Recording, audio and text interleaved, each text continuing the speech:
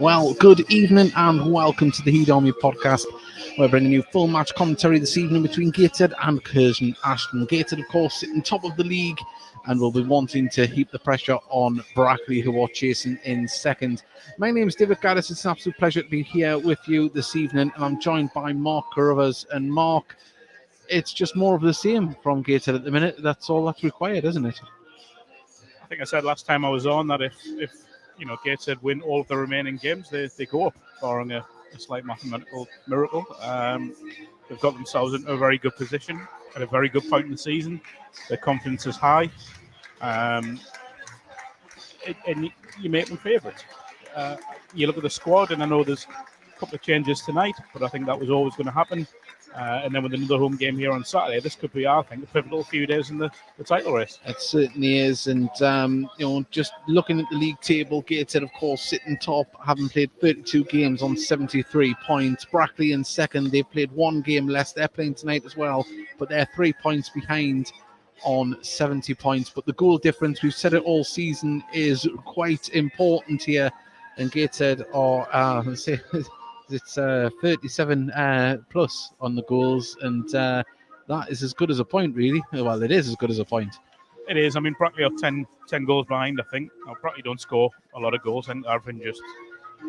They don't concede any either. I was just about to say that. I think they're scoring about 1.5 a game on average, but conceding less than one a game, which is very impressive. 18 goals from 31 games. You know, everyone's pointing towards that game down at Brackley between the two sides, but I think there'll be a number of twists and turns before we get to that. Well, it certainly is. I mean, we haven't got Brackley's full fixtures in front of us, but they've got some tough teams to play. We've got Spennymoor, they've got York to play as well. Hang on, David. He's actually sorry, Mark's more prepared than me. He's got it there. And we have got some messages that have come in. It is a fully interactive commentary, so keep sending them in, and we'll read them out very, very shortly. But we've got... This is who they have left. So they've got Alfred at home tonight to play Spennymoor on Saturday, and then obviously the Gateshead game comes. Then they go to Curzon, who of course are at the National Stadium tonight. Then a run of York at home, Leamington away, Boston at home, Darlington away, Spartans at home, Hereford away, Chester at home. So it is a tough one. Yeah, and they say Gateshead, they say they've played all the top teams, but there's no easy games in this league, and especially when you're top of the league, everybody seems to turn it on when they come up against you.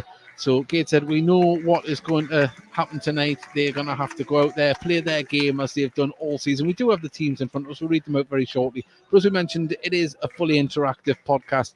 You can message us as Sean Parrish. Good evening, guys. Good luck to the Heed Army. James Rushmore, who I think might be on the podcast next week or the week after. He's put Heed Army, which is always great to see. And Scott Ryan has put, what does the attendance look like? At the moment, people are trickling in. It's hard to gauge at the moment. We'll know closer to kick-off, which isn't too far away, about 12 minutes away. I'll make it by my clock here. But yes, as I say, but a little bit of housekeeping as well. This week's Heed Army podcast isn't on Thursday. It is tomorrow night at 9 p.m. We'll announce guests tomorrow when we get them. Hopefully we'll get them, and Thursday is the AGM, and as I say, my fantastic co-commentator tonight, Mark Carruthers, is hosting a Q&A after the AGM at Pilo Social Club with Ian Watson and Mike Williamson. Yes. So there we go. I think Mark will be asking bigger questions than his answers. That was an answer, David. It wasn't. I know. That's why I'm hosting it. But yeah, that's what I said. He'd be asking better questions than what he was answering. I know the difference between a question and an answer. There we go. This is the goal that you tune in for. The match is just a byproduct, but we will be giving you the teams very, very shortly. Also, as well, while we're on, have you been to our new website?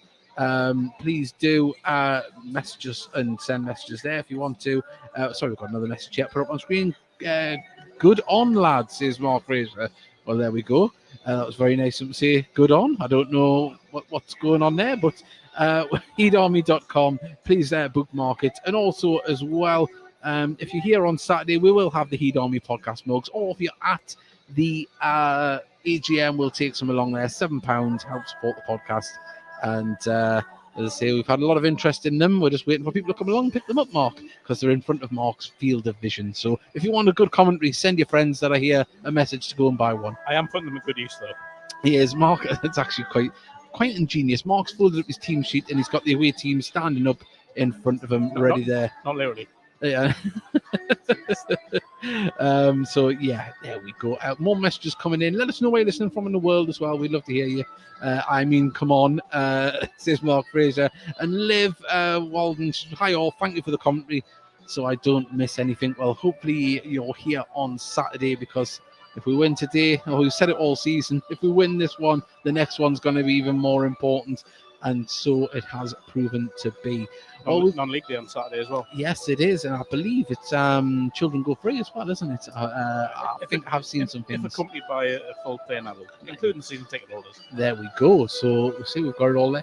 Also, as well, if you want any information on the AGM or anything to do with Gateshead going forward in the coming weeks, fixtures, tickets, anything, please do follow Gateshead FC on Twitter and Facebook, Instagram as well.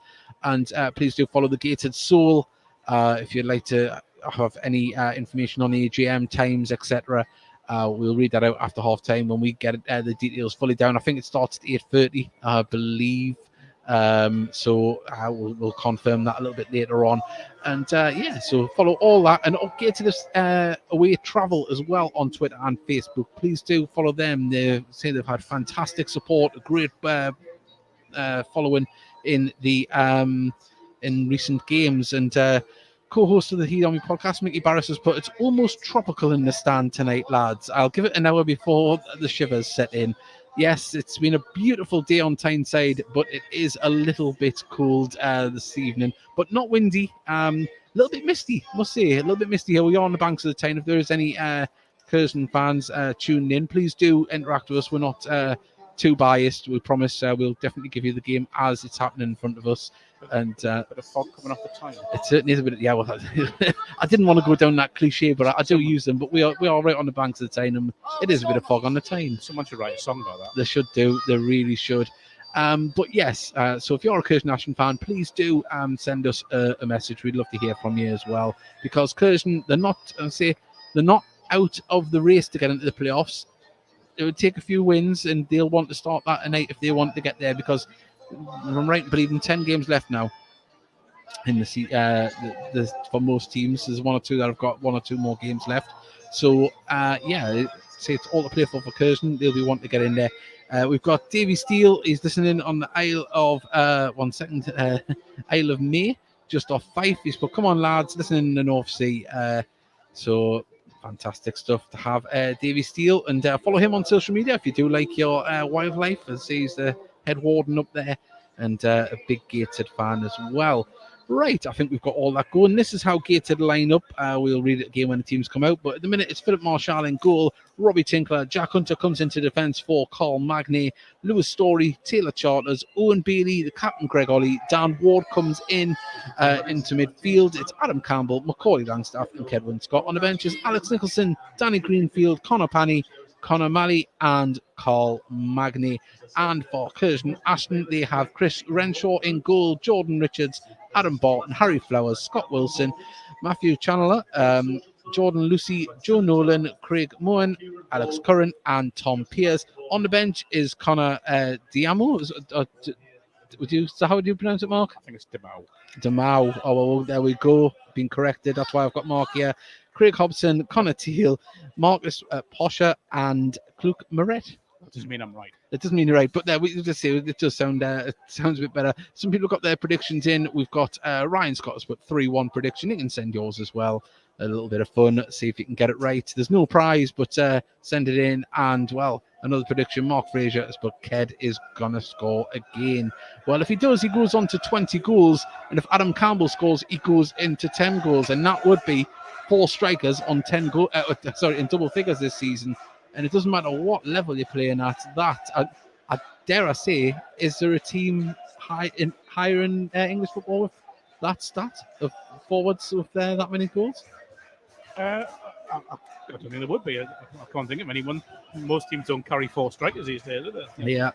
So, well, Liv Walden, she's put 4-1. So there we go. And if you're just joining us as well, the Heat On Me podcast is not on Thursday this week.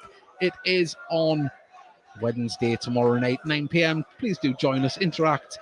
And we'll be playing a little highlight out from one of the shows at half time.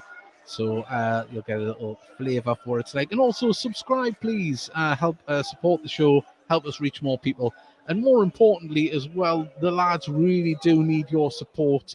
They really do appreciate it, whether it's home or away. But this weekend, we are at home to Bradford Park Avenue. And this stand should be rocking because these lads really deserve the support, Mark. We've seen crowds go up all this season. It's probably been the best it's been for a very, very long time. And it's been a slow growth, but it's a growth. And that's the most important thing.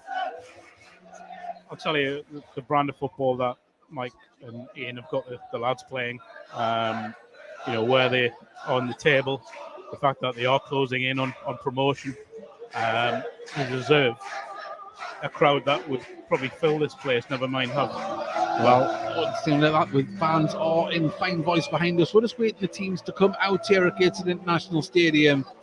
I'll say it's a mild night. Wind-wise, the coldness is starting to creep in. A little bit of fog. It's perfectly set. The pitch is in decent nick. There's 1 or 2 little patches out there, but it's been heavily watered before the game. I'm expecting slick, fast-moving football from Gateshead. And you won't miss a kick with us here on the Heat Army podcast. And thank you very much for joining us. Just would like to say a big thank you to everyone that has maybe not been able to come due to medical reasons or living abroad. It really does... sorry, one second. I was looking at. I thought I seen something. It really does.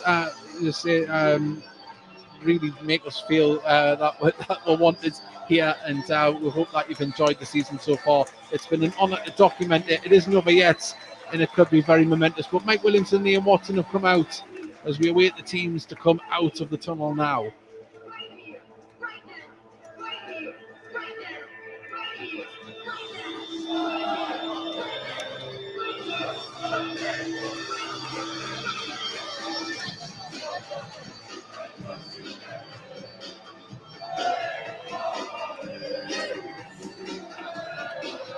We've got a message from Scott Ryan. He's put massive shout out to the travelling supporters on Saturday. Yes, they say they had a good day down at Boston, saying Gateshead win 2-1 at the place where we lost in the playoffs a few seasons ago. So nice to get a little bit of revenge, but they say the 3 points were the most important thing on the day. And what is it with penalties at that place? Yeah, they seem to be given, don't they? Also as well, we've got the media manager down in front of us ready to record some stuff. His work this season has been absolutely fantastic. Do follow Gateshead FC's social media on YouTube, Facebook, Twitter. You'll see some of the fantastic work. There's some of the cinematography and artistic style he's putting on it this season really has took it to a new level, and it's fantastic stuff. Well done to Jack McGragan. Well, he's pointing the camera down the tunnel now. I do believe the players are about to make their way out here. They're making us wait, Mark. Anticipation, Dave. It certainly is. It's building. It's building. Remember, please do share the stream as well. We'd love to reach more Gateshead fans that don't know about this, and also about the podcast on Wednesday night, normally a Thursday night.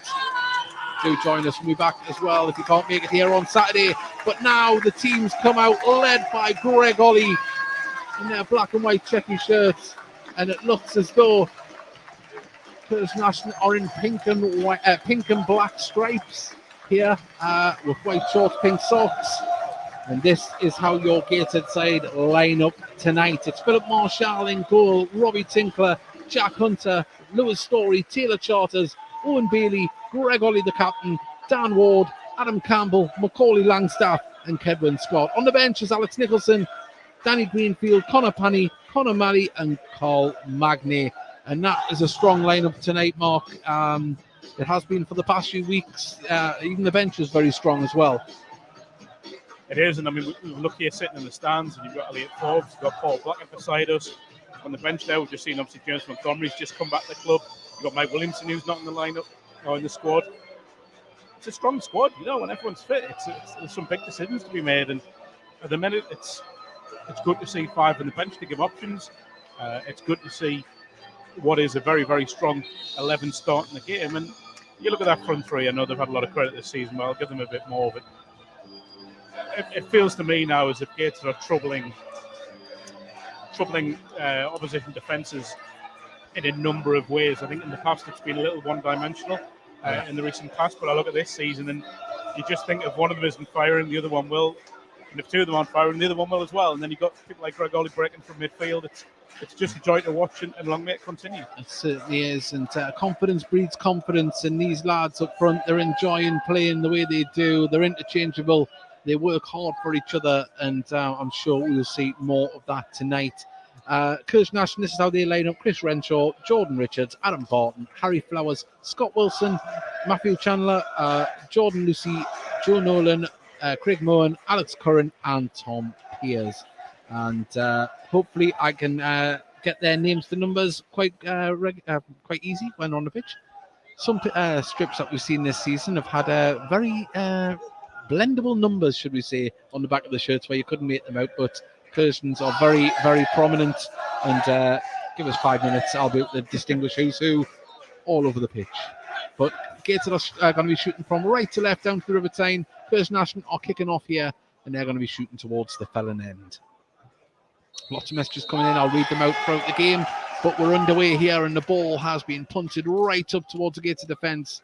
Headed clear by Hunter, and headed back towards the Gateshead defence again. But Story nods it to Campbell, who holds up, gets past his man. Plays the ball through for Macaulay Langstaff. Was he fouled? Referee says nothing given, and he was blocked there on the run through from the ball. And, well, on another day, you might have seen that given. Well, I've got to be honest, if he's run into him, it's not a foul. But I can't see who the Curzon defender is, but he stepped across to block off Langstaff. That to me is a foul every day of the week. Well, Taylor Charters has got the ball, and it goes out for a throw to Gateshead. It came off number 10, which is, 1 second to get the name there, Alex Curry. It's Charters on loan from Carlisle for the rest of the season. The youngster who's impressed in his initial month loan stint, and let's say groundsman extraordinaire Simon Lowry just going past and waving to us.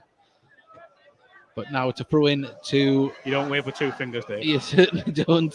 Jordan Richards, the right back, is going to take this throw right down the right-hand side here. And Bailey's there to mop up and, well, kick the ball, and it just scuffed off the side of his boot and out for a throw. And the pitch was heavily watered before the game, so I'm expecting a lot of slick movement from the ball, but not that slick off the boot. Well, we've had quite a warm day up here, haven't we? And I was expecting the pitch to be quite firm, so that bit of water, that'll do it good. It got up to about 15 degrees at times today in the northeast. It said in my car as Richards launches this long ball in.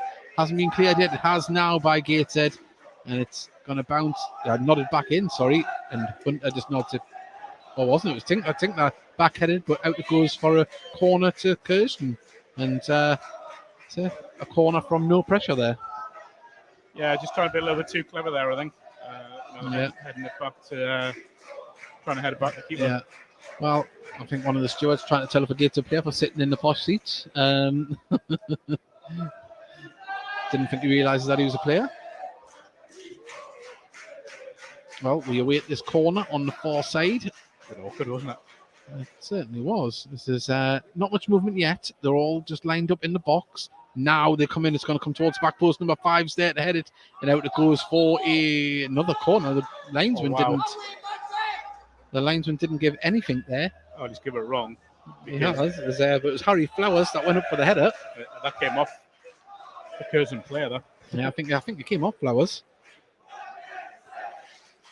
Well, Richards is going to take this corner on the near side here. Second corner of the game. 3 minutes in, 0-0. If you are just joining us.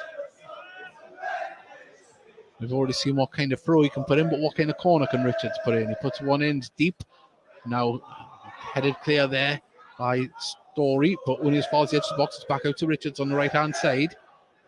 Now it's whipped into the box towards the 6-yarder. The wicked bounce hasn't been cleared yet, and well, I don't know if that was a weak shot or deflection. Seeing a back pass, there's appeals there, but the cross in from Moen was dangerous. But now Charters can play the ball forward to Ollie. Ollie plays it to Kedwin Scott, who's having to try and dance past two players, but it goes out for a Gateshead throw, much to the dismay of Joe Nolan.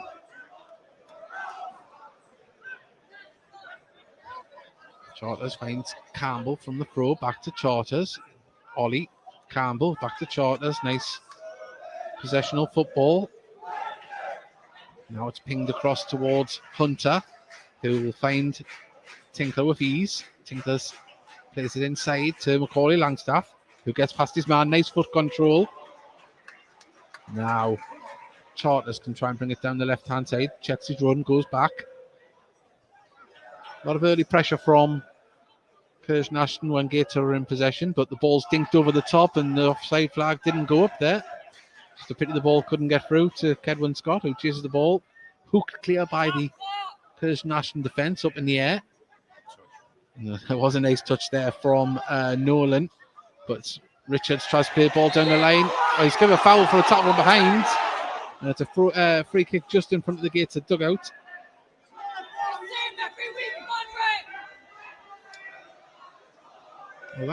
Well, Mike Williamson's not happy with that one. It happened right in front of him.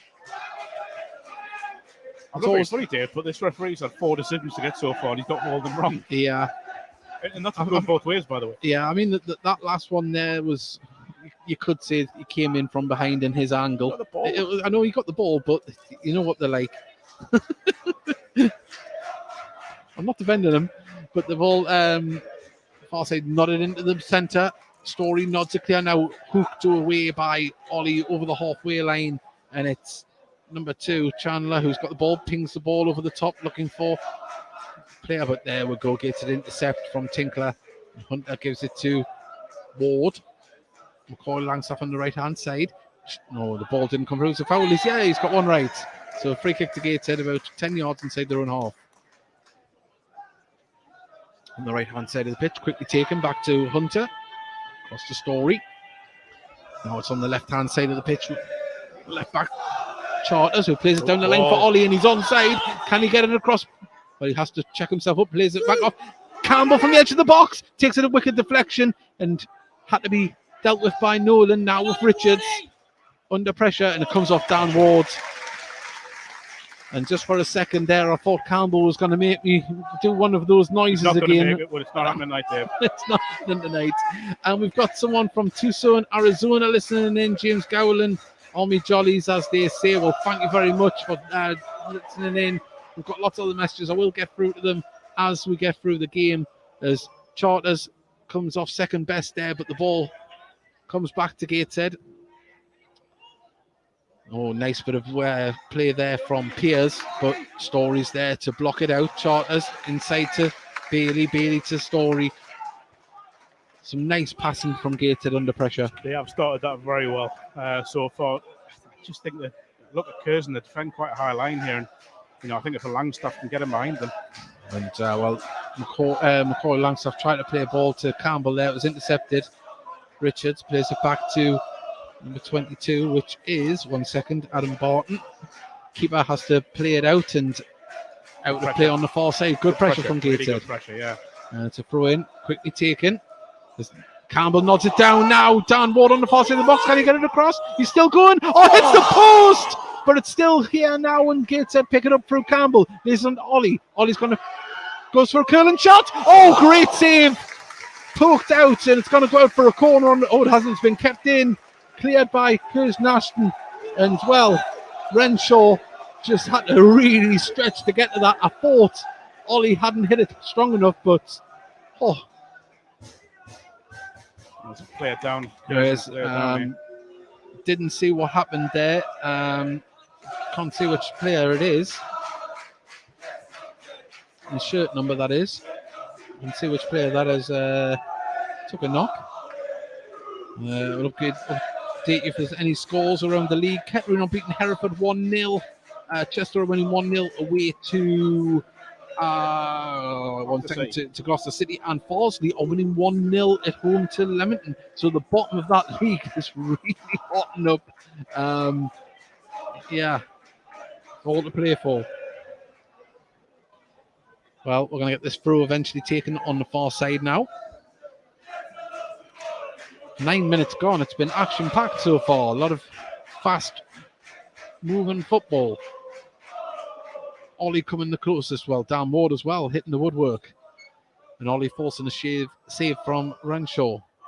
Oh, ball nearly got through. It's going to fall to Campbell. Oh, can I get the shot off? Oh, past the post. Well, Gateshead just turning the screw a little bit, settling. They are, yeah. Good period of pressure. Need to keep it going as well. Just to, don't let Curzon settle. I think we're looking at the minute. There's a couple of little bits of, I wouldn't say time wasting, but Curzon trying to be a little bit cute here and just take a bit of momentum out of the game. And, Gateshead have got to get on top of that and keep the momentum going, keep the pressure going. Curzon they're down to 10 men temporarily. I think there must be a cut on the far side. Now the goalkeeper's you said being cute. I think he's just being annoying there on that one.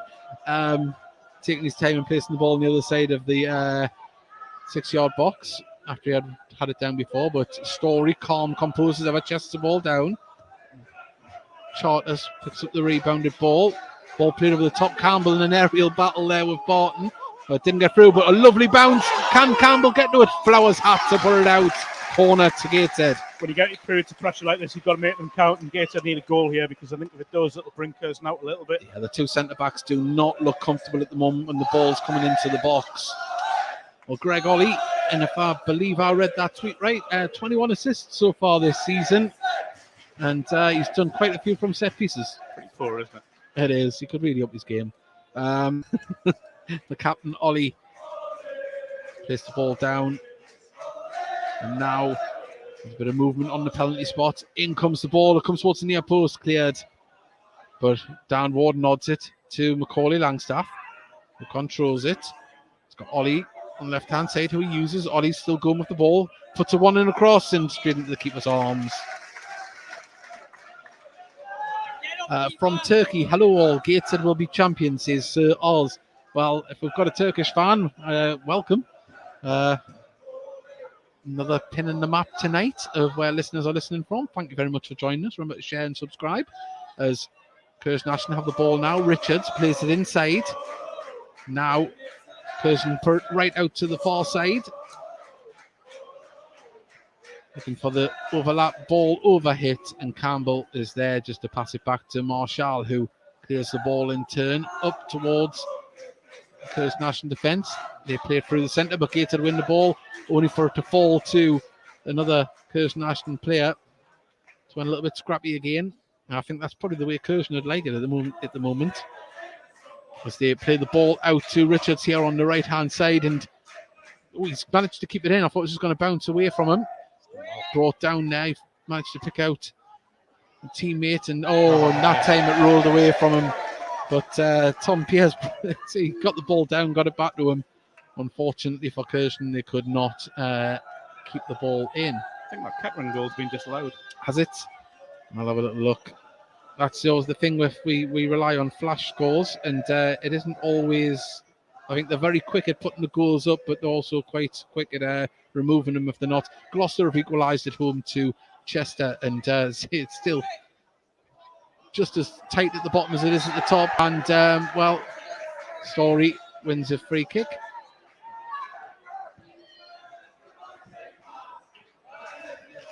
There's not many other goals around the league. Just Farsley winning 1-0 at home to Leamington as Tinkler plays the ball to McCall Langstaff. Lovely touch into Dan Ward. He's on the far side of the box. Cuts inside, goes for a shot. Kedwin Scott! He did it! Second time! The keeper got a hand to it. And it just fed it into Kedwin Scott. It was underneath him. Then he corrected himself and put it into the empty net. Hang on a second here. Well, it has been given. There's been an appeal there. I thought the referee was going up the line. No, it has been given. It's a lovely build-up. It's a great play. Lovely one-touch pass. And Dan Ward's done so well there. He could have put that ball in first time, but he's just cut back to give him a little bit more time, get a better angle on the shot. Keeper probably will feel he should have done a little bit better with it, if we're honest. But Kedwin Scott in the right place, right time, and the pre-match prediction was right. Yeah, well, he's Brown say he has. I mean, you've got a feel for Renshaw there, but the ball fell to Kedwin Scott, an empty net, and that's his 20th goal of the season. He just had to get the ball from underneath him and slot it home. And you'll not get many more easier ones there. And Bradford Park Avenue, I believe, have took the lead at Blythe Spartans, and Chester have retook the lead as well at Gloucester. But it's 1-0 here, 14 minutes gone, and Gateshead have got the start they wanted. But Curzon Ashton are on the attack now, bringing the ball down the left-hand side, playing it into the box there. Crucial interception, but the ball falls to Curran, and Curran fouls a Gateshead player there in the process of trying to keep the ball. And it's a free kick to Gateshead. Well, the nerves have been settled somewhat with one goal, but it's never over as the ball comes to Charters, who brings it down. Left hand side, plays the ball forward, who put a hell of a lot on it, and Kedwin Scott was busting the gut, keeps it in, goes out for a throw in, and what a turn of speed that was there, turn of foot from Kedwin Scott. Lots of people putting get in, yeah. So we've all the messages coming up on the screen. Thank you very much for joining us. We've got good listener figures tonight. We thank every single one of you, and let us know where you're listening from in the world. We've got Tucson, Arizona. We've got Turkey, and I'm sure we've got a couple in Gateshead, but we want you here on Saturday. Oh, absolutely. Be great to have a big crowd here Saturday. Gateshead. Taylor Charters heads the ball, but it goes out just in front of the Gateshead dugout. Norway calling. We've got Arvid here. He's listening on night shift in Norway. Or Norwegian rock star Gateshead fan. Charlotte and the Co-Stars. Have a little search. You'll see Arvid on the drums in their music videos.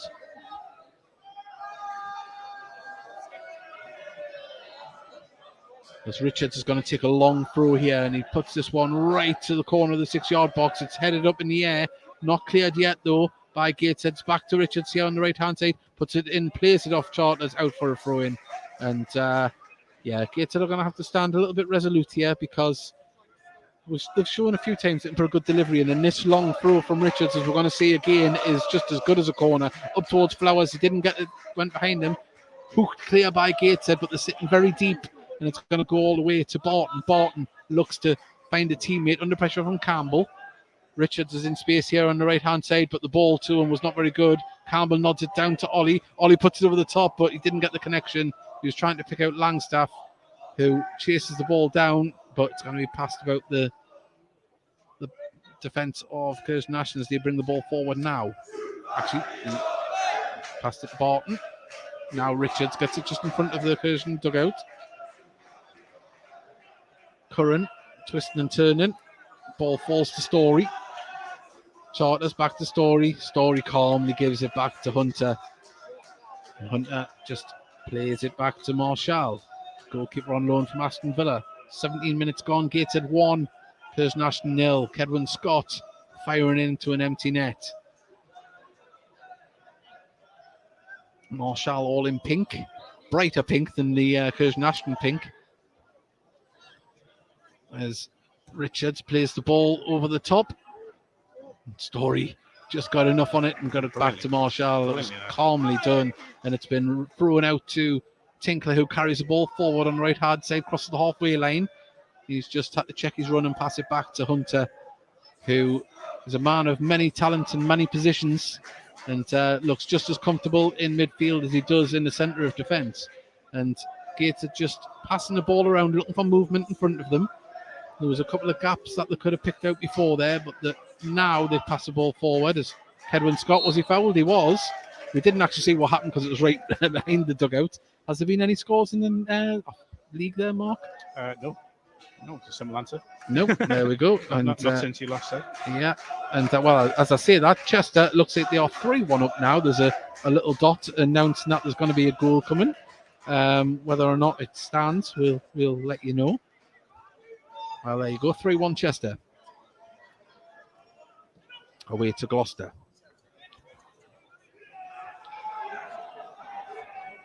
As Gateshead have it at the back with Story.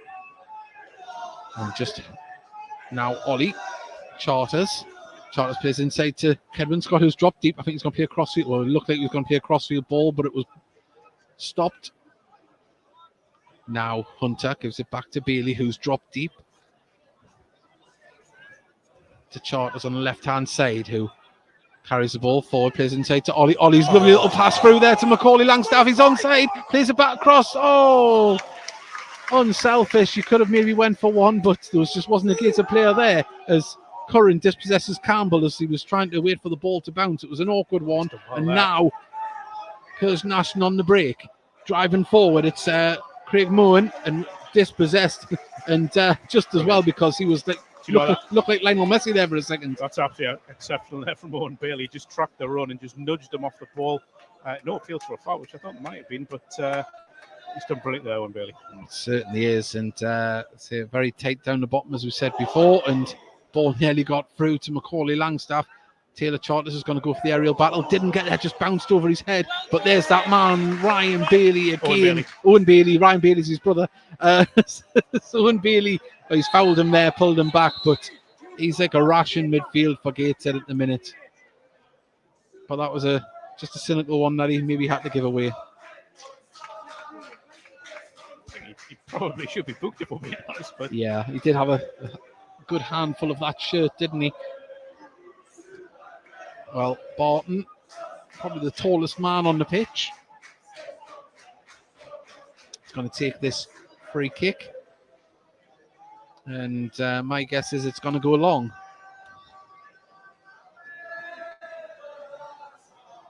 And there we go. He's pinging it out towards the left-hand side. Beaten in the air. There's a Curzon Ashton player, but it falls to another one on the far side. Tinkle has to track back and does extremely well and clears the ball. And there we go. Lovely stuff from Gateshead as Kedwin Scott controls it. Lays it off to Campbell. Macaulay Langstaff tried to pick out the run of Ollie. Gateshead's work rate's been phenomenal. It certainly has. And lovely stuff from Story. Just got himself in the way, give the keeper enough chance to come and collect that ball. Yeah, I think if I was Mike Williamson at the minute, the work rate would please me more than anything, because when Curzon are in possession, the pressure from Gateshead's excellent. They're high pressing them and giving them no time, and there's just space. You mentioned about a high line there. Gateshead were in possession there, just passing the ball about the back. They were about 10 yards off the halfway line, and it's a dangerous way to play, especially with the pace Gateshead have up front. As now Gateshead build on the right-hand side. It's put into the middle. Oh, and Campbell nearly brought the ball down from Tinkler. Well, Richards, right back. He's got the ball again. Gateshead put the ball out from Charters, and Nolan was hoping to turn with that ball.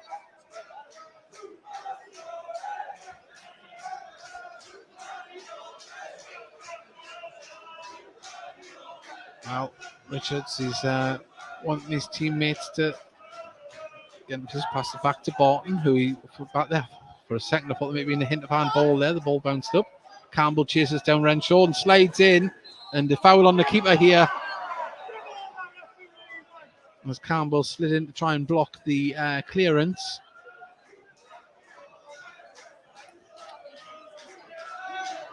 Be interesting to see if there was actually any contact there.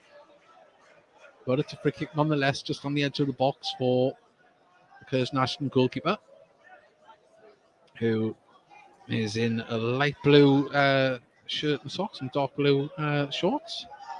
Just want to paint the picture, and the ball was nearly intercepted by Macaulay Langstaff. Story's clearance is going to bounce out for a throw in here inside the Curzon Ashton half near the dugout. Darren Walden's listening in from the middle of the Irish Sea. Well, thank you very much. Oh, the people in the middle of the sea, aren't they? Yeah, and see, you'll probably be able to see the lights of Blackpool from where he is as the ball is passed back to Marshall in the Gateshead goal. Oh, and he's put under pressure, but he's found Taylor Charters. And Charters, it didn't get the best there. And now in the middle of the shot off, and he really should have done better. The ball fell to Tom Pearce. He was in acres of space, and Gateshead get off lightly there. the ball wasn't controlled the best from Charters, and it was latched upon by the Curzon Ashton attackers, and really should have hit the target there. Well, there's a warning. If Gateshead needed one, there's a warning for them. Well, Gateshead passing from the back. Charters gets the ball again to Ollie. Ollie back to Marshall. Well, now it's to Marshall from Story. Ball played over the top. Tinkler wins the header, but it's going to fall to Flowers, who clears the ball on the left-hand side, and now it's Lucy. No, he's dispossessed, and now Gateshead can try and break here. He's got Langstaff on the inside, who had to check his run and didn't get it back to Owen Bailey there. We've got Alan Atkinson listening in from Surrey as well. Thank you very much for your message, and keep sending them in. There's Curzon Ashton of the ball now. Joe Nolan, he's trying to get more involved, I've noticed. But Barton has it at the back for Curzon Ashton, plays it back to Flowers. He's defensive partner who's put under pressure. Cleared the ball towards Richards. Richards' first touch hits Charters. Now Barton did well to block Campbell's little dink, and Bucket to win the ball back. Dan Ward, he's got space to run into. He's still going with the ball. Can he thread it through? He tried to get it to a Gateshead player, but it fell back to him. Oh, and just wouldn't sit up for him. And now it's cleared by Curzon right up towards Hunter, who will nod it back up. But back towards Story, and Story Kung Fu kicks that one right up the pitch. A bit of a bounce. Ollie's chasing it down, but out it goes for a throw into Curzon Ashton. And Charles Wolf. Did someone just say pick up the speed?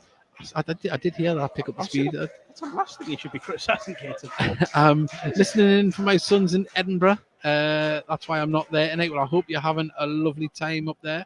Thank you very much, Charles. And listening in from Chesterfield. Miss midweek game, says Pavey. So thank you for all the messages. Keep them coming. We've got really good listener figures tonight.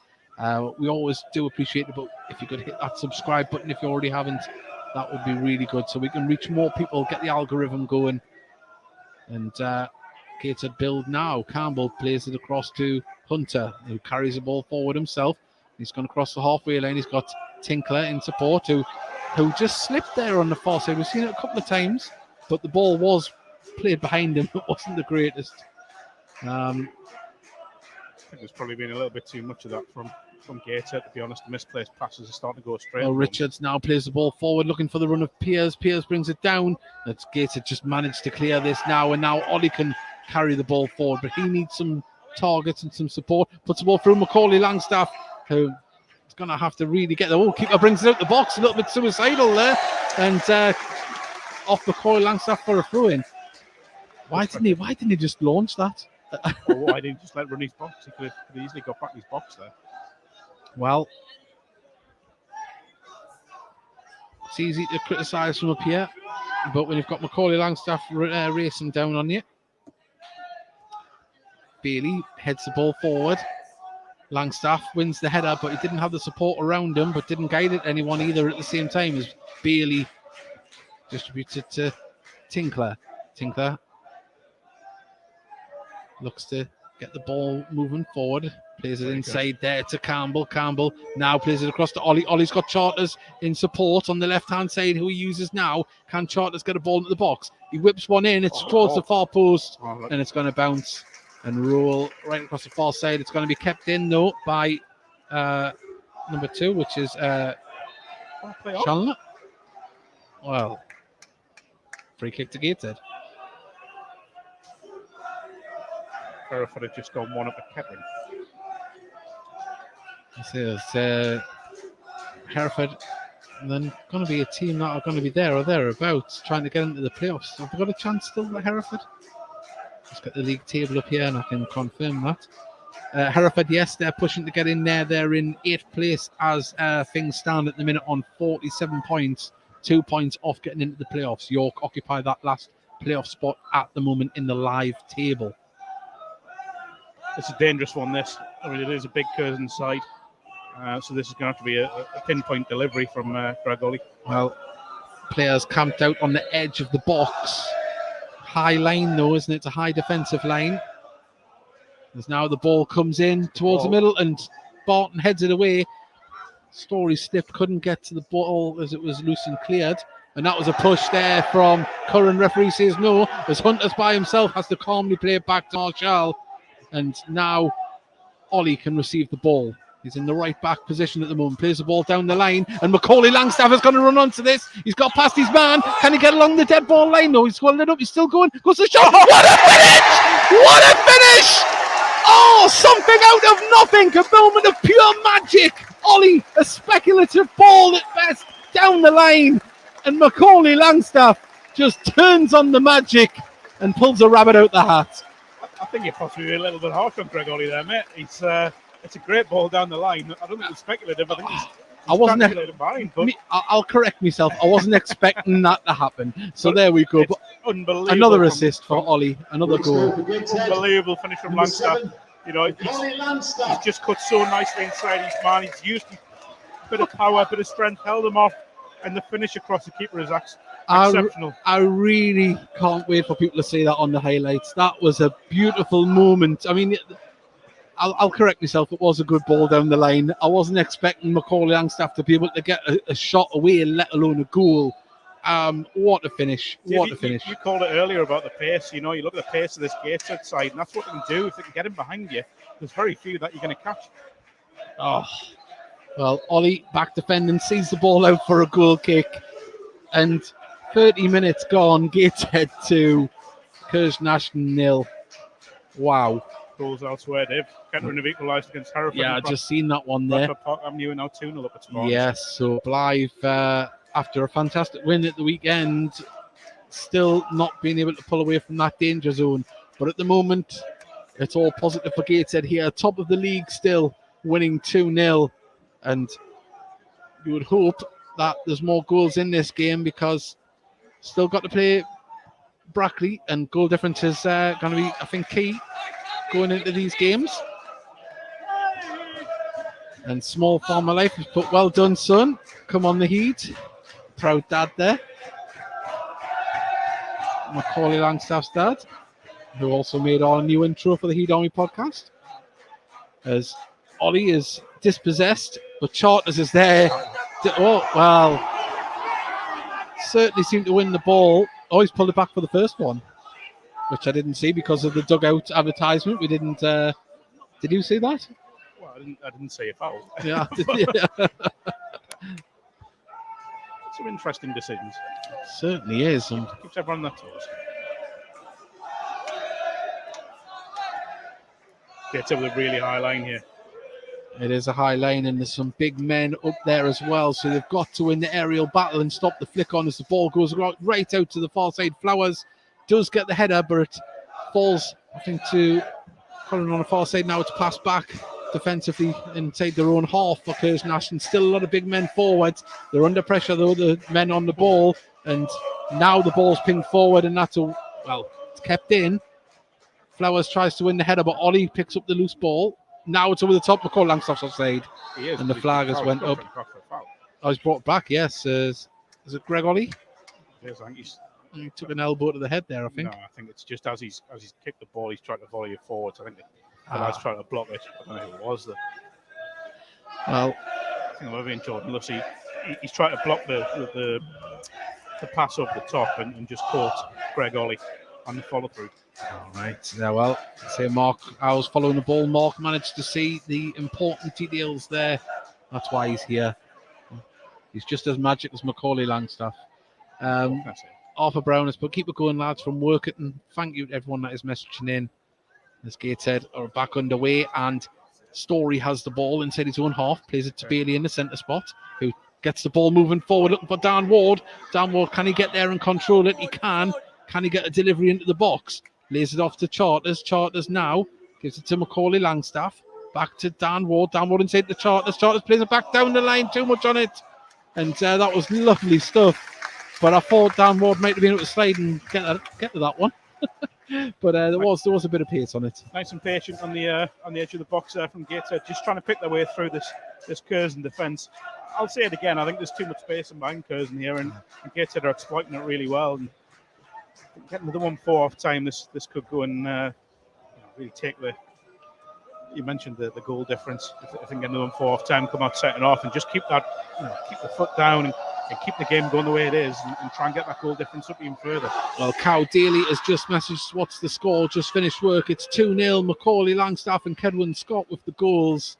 One as easy as you like, and the other one as difficult as you like. So you're going to be, say, the Macaulay Langstaff goal, when you see it on the highlights, you can't help but be impressed by the drive and work of Macaulay Langstaff, and the footwork as well to dance the ball around the player and get the finish from quite an acute angle as well.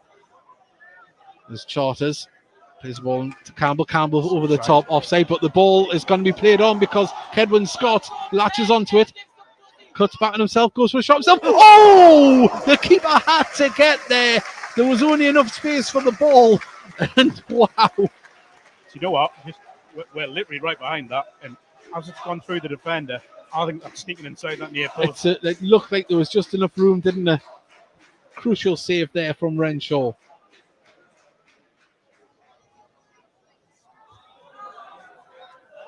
Well, Ollie placing the ball down. It's a slightly different corner to the one we've seen before. Now it's played short to Charters. Charters plays it back to Ollie. Ollie now puts it in. Oh, deflection. Now it's going to be cleared. And Hunter loses out in the aerial battle, but Hunter's behind him just to play. Sorry, it was Tinkler, and then Hunter was behind him to mop up, as it were, and play it back to Marshall. Story's back to give an option, back to Hunter. And now Gator can try and drive with the ball down the right-hand side. Campbell puts it over the top. And yeah, there was an appeal from offside. The flag didn't go up. It's played on. Keeper clears it out. Well, is it going to go out? Hot itself in the air. No, it bounces.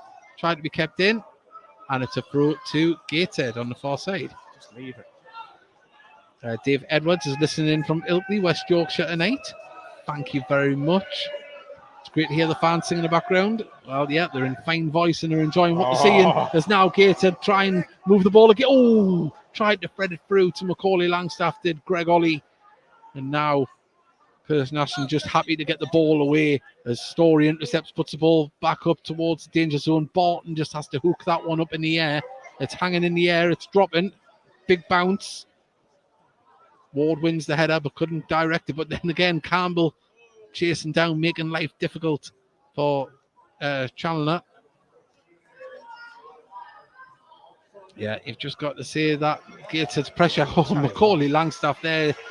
They're just not letting any Curzon Ashton player rest, are they? As now they try and pass it around midfield. There's Lucy.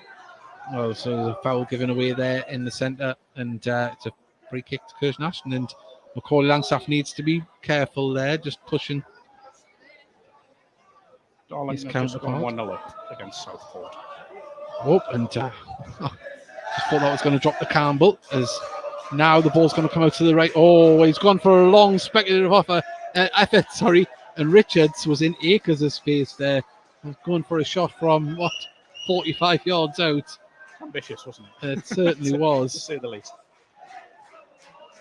It's not like the keeper was off his line, really, that to be caught, but 37 minutes gone, Gator 2. Not as if he's a small lad either. I know, I think it's just frustration that as Macaulay Langstaff brings the ball down well. He's got Flowers for company, tries to knock it past him. He's still going. Flowers is there. Oh, great strength from Langstaff. He's still got the ball. That's a foul. Surely the pull on the shirt. Referee says no, but it's going to fall back to Gateshead anyway, as Charters has the ball. Plays it down the line to Kedwin Scott. Kedwin cuts inside with the ball himself, gives it to Campbell. Campbell, little flick, falls back to and that's got to be a penalty. Referee says yes! A bit of the theatrics from the referee there, but it's a penalty nonetheless. That was a Mike Dean-esque award, wasn't it? Well, he was really humping it up there. He pulled his arm back and then thrust it forward like he was on Gladiators. The appeals from the Curzon defenders and all the players, they're going across the linesman on the far side. The linesman, I don't know what he could really see from that side, but a card has been shown for the arguments from Craig Mohan. And it is a penalty, and it looks like it's going to be Kedwin Scott who's going to place the ball down for this one. An important penalty, yes, the 2-0 up, but to get 3 before half-time would be a fantastic scoreline.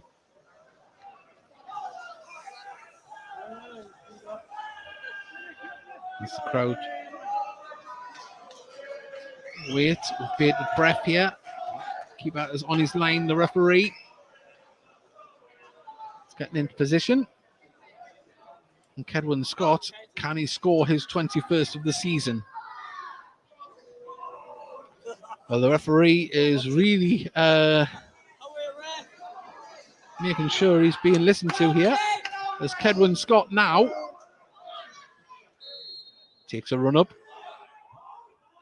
Buries it into the back of the net. It's 3-0 to Gateshead. 21st goal of the season for Kedwin Scott. And Gateshead are comfortable in the first half at the moment. 39 minutes gone. Mark, you can't ask for much more at the moment. Dave, I'm going to say this, and I said this last time I was here. Gateshead haven't got a hat-trick this season, have they? They haven't, no. We said this last time, and I think it was Kedwin again. Yeah, we've seen quite both players, both Macaulay Langstaff and Kedwin Scott, have been on for a hat-trick many times. Can we see one tonight? I think the roof would come off. Tonight I'm calling it, Dave. Well, you did sense a little bit that heads had dropped after the second goal. There was a lot of frustration. The ball was just being hooked clear. And I think the Curzon manager will be hoping his players can keep composed here. Yeah, again, it's a work rate of Gateshead that's won that penalty. You know, they're just non-stop. And Story wins the header, Ollie. And now it's out with Richards here on the right-hand side. He's going to dink it into the... it was Joe Nolan there that got a telescopic leg to it, but it went for a corner. A goal kick, sorry. It's just been a really, really confident, hard work and energetic first half performance from Gateshead. You know, yes, there's been a couple of little worries at the back at times, but on the whole, they've just played some lovely stuff. They've been patient when they've had to be patient. They've been quick when they've had to be quick. It's been excellent. Well, Bailey gets in front of Curran. It bounces back. He has to pass it to Hunter, who clears it. But Tinkler will love it. Oh, Campbell puts it out to Macaulay Langstaff. Can he pass it into the centre? There's Kedwin Scott. Oh, that didn't get through to him. And out it goes for a throw in on the far side. And, well, Flowers has went down, claiming he had been pushed by Macaulay Langstaff. He's been told to get up. He went down rather easily, didn't he? As I say, I did say that Bart was the biggest man on the pitch, but Flowers can't be too many centimetres behind, can he? He's Bradford Park Avenue, who are here on Saturday, just went 3-0 up at Spartans. Well, they're enjoying their time on the northeast at the moment. Let's hope they don't on Saturday. But at the moment, it's all about Gateshead as Charters receives the ball. Not many people in front of him here on the left-hand side of the pitch. Just having to twist and turn. Oh, fortunate to get the ball there. He got it through very well there. As now Ollie gives it to Tinkler. Back to, now it's with Campbell, who's hugging the right touchline. Plays inside to Scott. Now Ollie plays it through, but didn't find it. Gets a player, and now can we try to be cleared? Owen Bailey with crucial interception again. How many has he won this season? Now the ball's played for by Curzon Ashton. McCurran surrounded by 3 players. It was asking a lot. Story, calm, collected. Gives it to Bailey, now to Charters on the left-hand side. Plays it inside to Ward. Back to Charters. Hunter. Yeah, well, I think I say this every time I'm on, but Louis Story, this is his first year at this level. And he looks like he's played at this level, if not higher, for a long, long time. He's just been phenomenal throughout the season, but tonight he's been absolutely exceptional.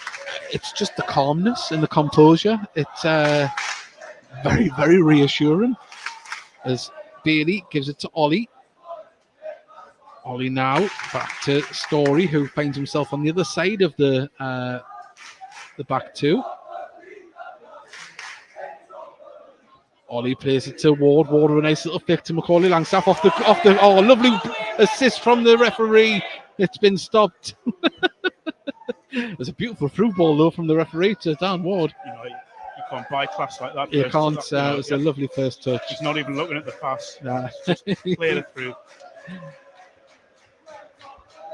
I tell you what, joking aside, Curzon got off there a bit because Taylor Charters had all this freedom this left-hand side. Yeah.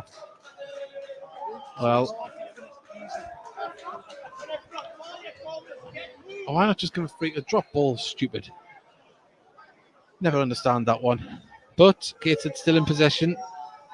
As Campbell plays the ball forward to Dan Ward, who has time to turn. Nearly got a ball through to Macaulay Langstaff. And Ollie applying pressure, but now it's with Richards, who's had a lot of the ball today, the right back. But Barton carries the ball inside, plays it out to the far side to Chandler.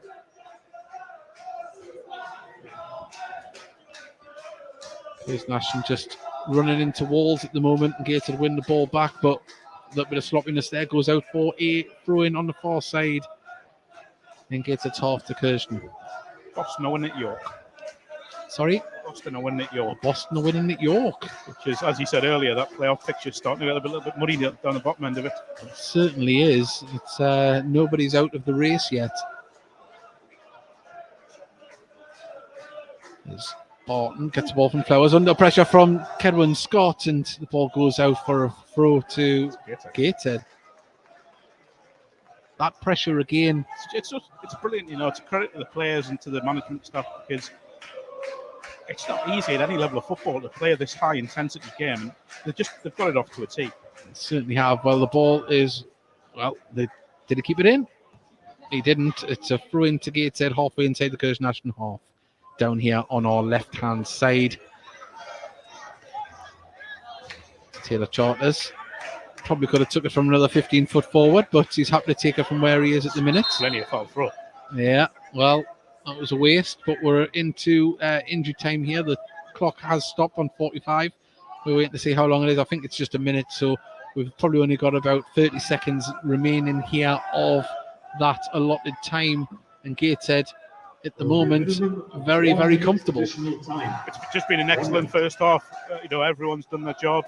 I think everyone's had a very, very good game. You cannot really pick anyone out as the star performer or the weak link. We've just looked a very, very good side. Simple as that. Certainly have. And Kedwin Scott with 2 goals, Macaulay Langstaff with the other. And Mike Williamson will be happy, but he'll be wanting more of the same, I'm sure.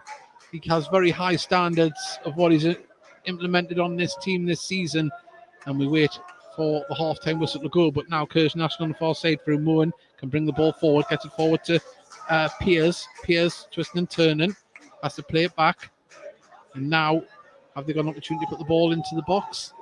Played it forward inside Gateshead, intercept though, and now they can clear it.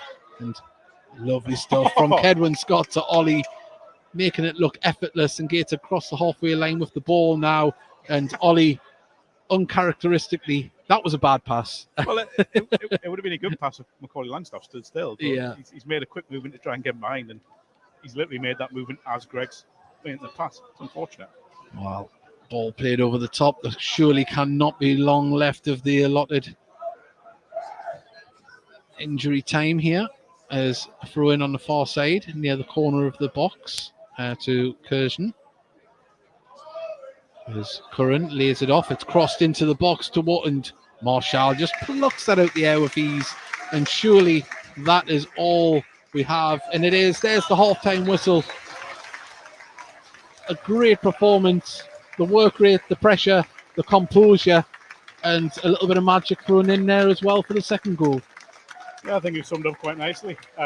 Gateshead looked in control for probably 44 to 45 minutes in that game, in the first half anyway. The front three have been exceptional. Adam Campbell's been all over the place. The back four look comfortable in possession. They've given it a really solid platform, and the goalkeeper, I should say. I think Owen Bailey's had a great game from the back four as well. Just his reading of the play has broken up any minor threat there has been from Curzon Ashton. And Dan Ward, he's kept the ball moving quite nicely in front with Greg Ollie. So it's been a real complete team performance so far. I think the challenge now is, can you go out second half and do it again? Because Gateshead will want to go and, as we said earlier, add to those goals. try and get that goal difference up, just in case it comes down to that at the end of the season. At the minute, and I know we probably don't want to talk too much about it, but Brackley are 0-0 with Alfreton after 45 minutes there. So at the moment, that gap is opening up. But I just think that's been, looking back at Gateshead, it's just been a brilliant first half display. It certainly has. It's been a joy to watch so far. Thank you very much for everyone that's joined us in the first half. We're going to have a little break here. We're just going to play an interview with Ross Black from the foundation that we had probably a couple of months ago now. That is what the Heat Army podcast is like. If you'd like to join us tomorrow night at 9 p.m. It'll be on this YouTube channel and on Facebook. Join us then, and we'll be back with you in about 10 minutes.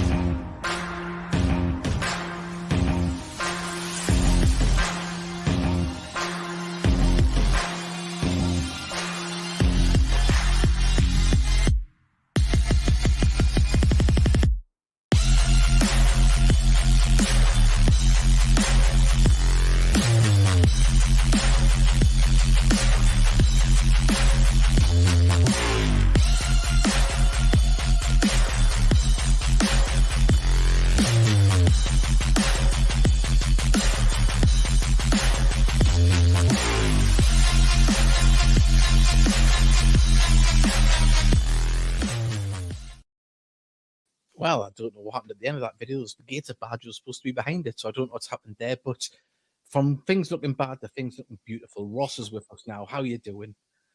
Hi, lads. You all right? I'm doing well. Well. Not better now, Ross? Oh, a lot better, thank you. Good. See, we had the lads on from Inspired and the team last week, and things are, looking very positive from the foundation. Another string to the bow with the club with that team being introduced. But we spoke to, obviously, the lads, and there's a lot of work to be done to get that team to the Costa Blanca. Is there anything that you want to add in the way fans can get involved to help with getting them there? Yeah, so luckily enough, I met the lads today. So we had another meeting with the club and the foundation ourselves, Inspired. We've got now in place 2 bucket collections for upcoming home games. So they'll be announced when it's all set in store. So that'll be good. So the lads as well who will be involved in the tournament will be there. So you can chat to the lads when you're on the way in the ground, inside the concourse area. I'm sure you'll see them. It'll be good just to get them familiarised with the rest of the fan base, because they are going to be another Gateshead FC team out there. We're going to have a big push on player sponsorship, as if like the normal first team does, and the ladies team. So you can sponsor a player once the teams are announced. That'll be another big way. We've had talks about potentially doing a 24-hour football match. Yeah, that was mentioned last week. That'd be good if we could get that streamed as well, so you can donate whilst watching the stream. That was something we talked about today, which we would hope to get involved in. And from a foundation point of view, we're all going to be doing. It's not just a one-off thing. We're hoping to take this further so that we can compete under the Gateshead FC banner in Britain, in leagues, in competitions with fellow disability teams up and down the country. And I feel like this is just the start of things to come, hopefully. To say that I'll just say this and then make it just say it's another string to the bow. We would say how far we've come in such a short space of time since we all know what happened. To have a ladies team and now moving on to having this and having a disability team is just showing you how much the club is growing and reaching out. 100%. Like I say, we'll get on the other stuff with the foundation as well after we speak about Inspired, but it's great that they felt comfortable to come on board with the foundation and the club. We're building relationships there that are going to take the club to the next level. And I think also we're learning as a club that we are a hub of the community. And I feel like since we've become fan-led and local business-led, it's really had that feel to it, which, of course, we've always had a great relationship when Graham Wood was in charge. This time we've got to go out there and do it ourselves. And I feel like as a foundation, and a shout out to the trustees as well who work non-stop to get these links and make sure that these links are out there. And I feel like we're getting to a point now where we're starting to see a bit of growth and the name's out there a lot more. And I think that coincides with the feeling inside the stadium as well, even before results flew up at the start of the season, it did feel a much more community feel to things. And you do, what I notice as well on a match day is you do see a lot more families there now. And I feel like with the work the foundation's doing, the club's doing, and just the overall match day experience, that can be a good way to start, seeing all the young lads and lasses coming to see the Gateshead and hopefully being the number one team is what you want. Definitely. I mean, midweek games, we always struggled. Nearly 900 there on Tuesday. I think the previous Tuesday we had a game was something similar, and getting over 1,000 on a Saturday. So things are starting to go up, and that's got to have something to do with the community-based theme in the club. It's got to have, in my opinion, it does anyway. Yeah, I think it works hand in hand. I think if you're inside the community as well and enjoying the football club, then it comes to a point where you want supporters there that aren't going to come just when we're doing well. Because at the moment, we've got to capitalise on the good performances we are doing, but we've also got to build a platform where the services we're doing in the community is then reflected in fans being brought on. So that would be one for the future. I mean, obviously, when the foundation, got put in place, it coincided with the pandemic starting, and it was kind of I'm not going to say baptism of fire, but the foundation was maybe drawn into things that it didn't think it was going to be drawn into. And I know it wasn't done for a PR side, but it goes a long way when people on social media was seeing Ben Clark, the Gateshead tops out there, people doing things in the club, being seen to be active in helping the community when it wasn't about the football, it was about the community and everyone around here, and to make sure everyone was all right. And also on a mental health front as well, with the phone number that was out there. There were so many strings to that bow that were tied up straight away and were put into action that maybe you would think could probably take a little while. I think it put the foundation in a light that maybe elevated it a little bit quicker than what it would have just, reaching out initially. It got knee deep into the community right at the beginning. Yeah, 100%. Like even just before the pandemic, we were lucky enough to get links with the Gateshead Food Bank. And before one of the home games, we had a big, massive food collection. And I don't think we knew how big it was going to take off and how well the fan base would respond. And the Gateshead Foundation would, the food bank, were over the moon with how much food was brought in by the fan base. They said it was huge. Yeah.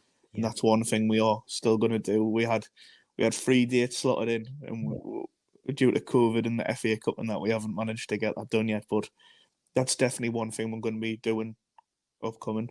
And there's a few things, like Ben and doing such a good job, and the other coaches are on board. We're now in 6 schools in the Gateshead area. So it's fantastic. I know that was always a big thing ever since I've been a Gateshead fan. The club wanting to get into schools, and whether it was a case of getting it done or not having the resources to get it done, having it now in place is just, as I say, we keep saying it. There's so many positives at the moment, and but it all goes down to the hard work of the people behind the foundation. People like yourself and the trustees. Yeah, the whole trustees, I list them all off, but they probably wouldn't want a thing, but the work they do, behind the scenes, they put in the hard yards, the tender meetings, they apply for grants, they get things done. Like say the walking football sessions, they've been very successful. We've got 4 on now in the area. We're not selling out. Every time you look, they're full. Yeah, they're very busy. And the good thing is for me is we're getting different people in of all ages for the open ones, and then the select ones, we're getting people who are coming in for the first time maybe, and they're feeling comfortable. And the good thing for me was I seen 2 people who were seeing the walking football then in the crowd. You know what I mean? And it's something that you hadn't. It's all about one community and one big fan base, and that's what getting people out there, getting healthy. Having exercise, walking football. And I know it's just walking. It sounds silly, but when you do it, it's tough. Yeah. It's not easy. Yeah. You don't have to your first touch is as bad as mine. But yeah, the Junior Heed Club as well, you'll notice that's on again this Saturday, so for any young kids who are massive Gateshead fans, or even if they're not, they just want to play football, they get a good coaching session with Ben, I've seen him work, he's brilliant at what he does, and that's on every Saturday. You know, you can just go on our website, the Gateshead Foundation website, and you can register there and get that done before match day on a Saturday. So the kids can go have a training session with Ben, and then hopefully come watch the lads at 3:00. You know, and Yeah. When I was a kid, you know, we went. I just turned up the matches, and I had that on top. You know, it'd be brilliant, and I feel like that would be for the young Heat Army coming through. That'd be perfect. It is. It's as I say, you mentioned that the club's planting seeds, and we're starting to see things flourish from that. And that's, someone might be watching now and going, well, it was only 2 people come along. But if you're doing that each month, each year, it keeps building up and building up. And as I say, 0-7-0. Well, you join us back here at Gateshead International Stadium. It's half time. Gateshead winning 3-0. Kedwin Scott, Macaulay Langstaff, then Kedwin Scott again. And you will enjoy these highlights when you see Macaulay Langstaff's goal, the second one, as I described, a speculative ball, but it was a beautiful ball, but it was right down the right hand side with only Macaulay Langstaff to aim at. He did all the hard work. He cut in, got round the player, and from, well, an acute angle, he slotted it into the back of the net. And Gateshead are winning 3-0 here at the moment. I'll go through some of the half-time scores in the National League North at the moment. And here they are: Blythe 0, Bradford Park Avenue 3, Brackley 0, Alfred 0, which is the scoreline we're really looking at. Darlington are winning 1-0 at home to Southport. Farsley are winning 1-0 at home to Leamington. Gateshead 3, Curzon Ashton 0. It is Chester 3, Gloucester 1. Down at Gloucester, that is. I read that the wrong way around. Apologies. Gloucester 0. Gloucester 0. Guiseley 0. Telford 0. Kettering 1. Hereford 1. Kidderminster and Chorley are goalless, as are Spennymoor and Fylde. And York are losing 1-0 at home to Boston United. But there's a long way to go.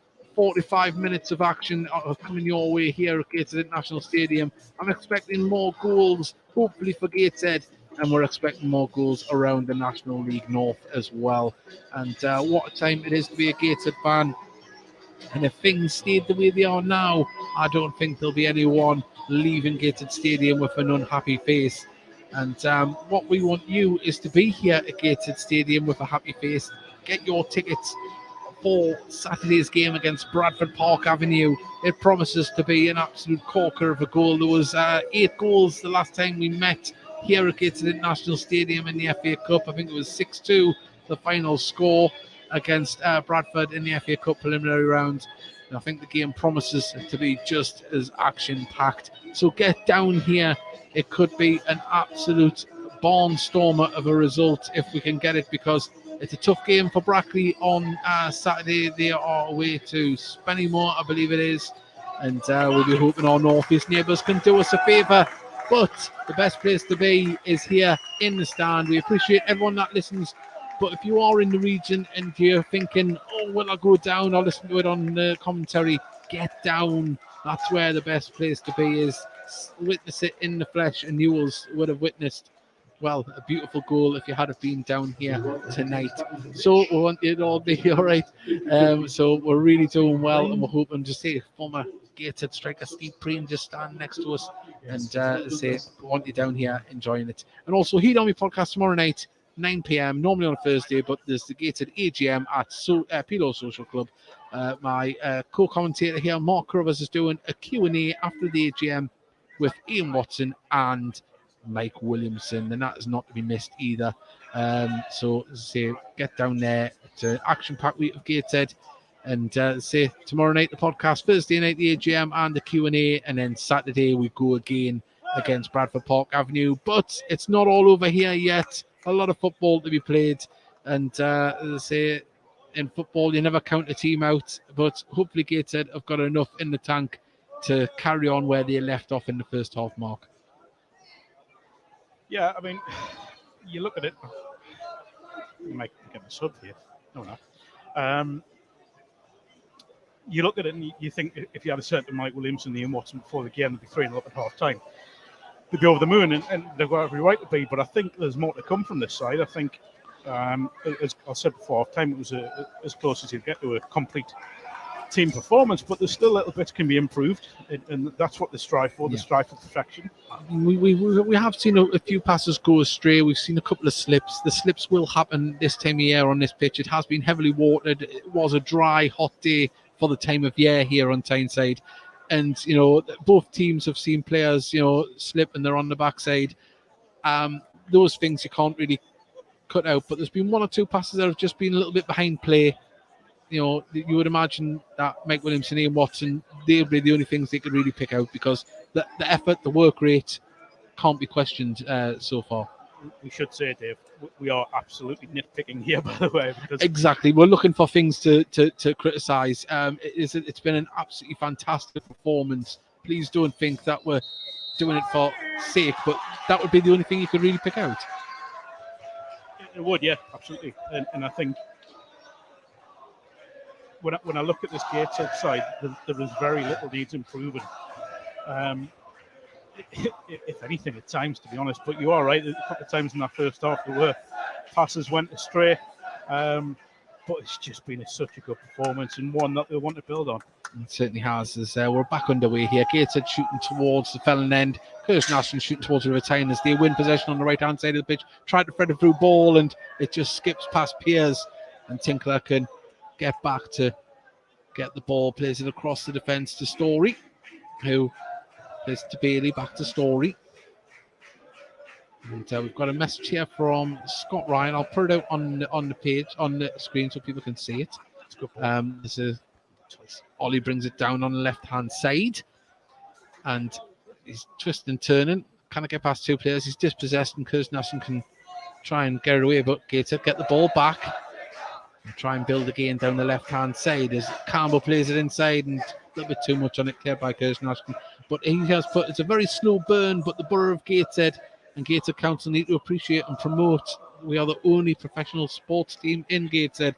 Well, that's been a long gripe, but I think the club are working very well with Gateshead Council. It's been a difficult few years to be able to have a sports team play at the moment with all the restrictions that were in place. And I think on this occasion, the council have come through for Gateshead during a hard time. We were still able to play games here. Remember, it's a rented ground that we're in from Gateshead Council when all of their other council sporting areas were closed down. So Gateshead were able to compete. But I do get the sentiment there. We could always do with more promotion. It was a strange old ball, wasn't it? It certainly was, as Hunter receives the ball, plays it down the line to Tinkler. Tinkler, as soon as he gets the ball, lifts his head to... It's been a great run. I know, he didn't see the run there. I think he did put his hand up to apologise to Langstaff. I think he did spot it after he decided to play it back. But Charters plays it inside to Campbell. Back to Charters. Charters plays it back down the line to Story.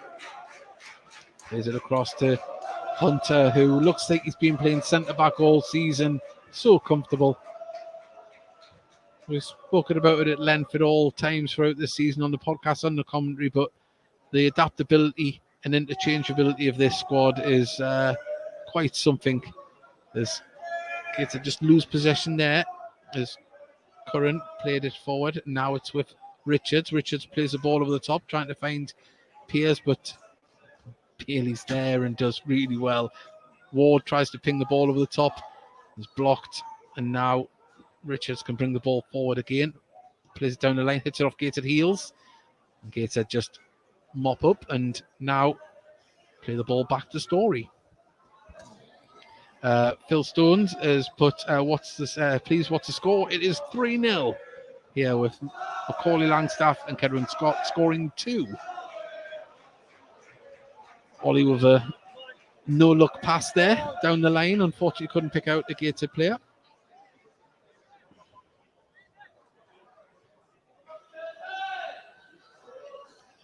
Well, the crowd obviously very happy, but it just went a little bit flat, hasn't it, when you're 3-0 up and a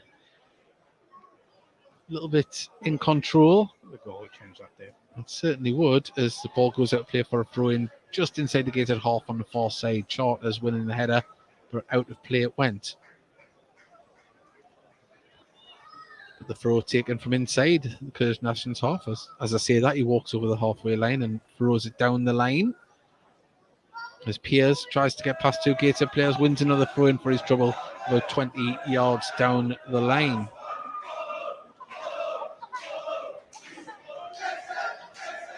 Well, there must be someone listening to us at the back of the stand because the Gateshead fans went life as the ball comes in and Marshall just come through and just plucks that out of the oncoming forwards. Well, he hasn't been tested that much, but when he's been called upon, he's done it confidently. The ball's played over the top and it's asking a lot. Kedwin Scott bounces all the way through to Renshaw. Renshaw throws it out to Richards, who seems to be used for a lot of the outward play from the back. Story nods the ball up to Ward, who brings it down. Lizard Campbell back to Ward. Can he get past his man? Flowers was there just to intercept, but it falls to Tinkler. Pass it back to Hunter, back to Tinkler. Now the ball goes over the top, and the ball went the wrong side of Macaulay Langstaff's run all the way through to Renshaw, who again distributed to, well, it's out to Richards now via Barton. Just hasn't quite clicked second half yet, has it? No, I think it's,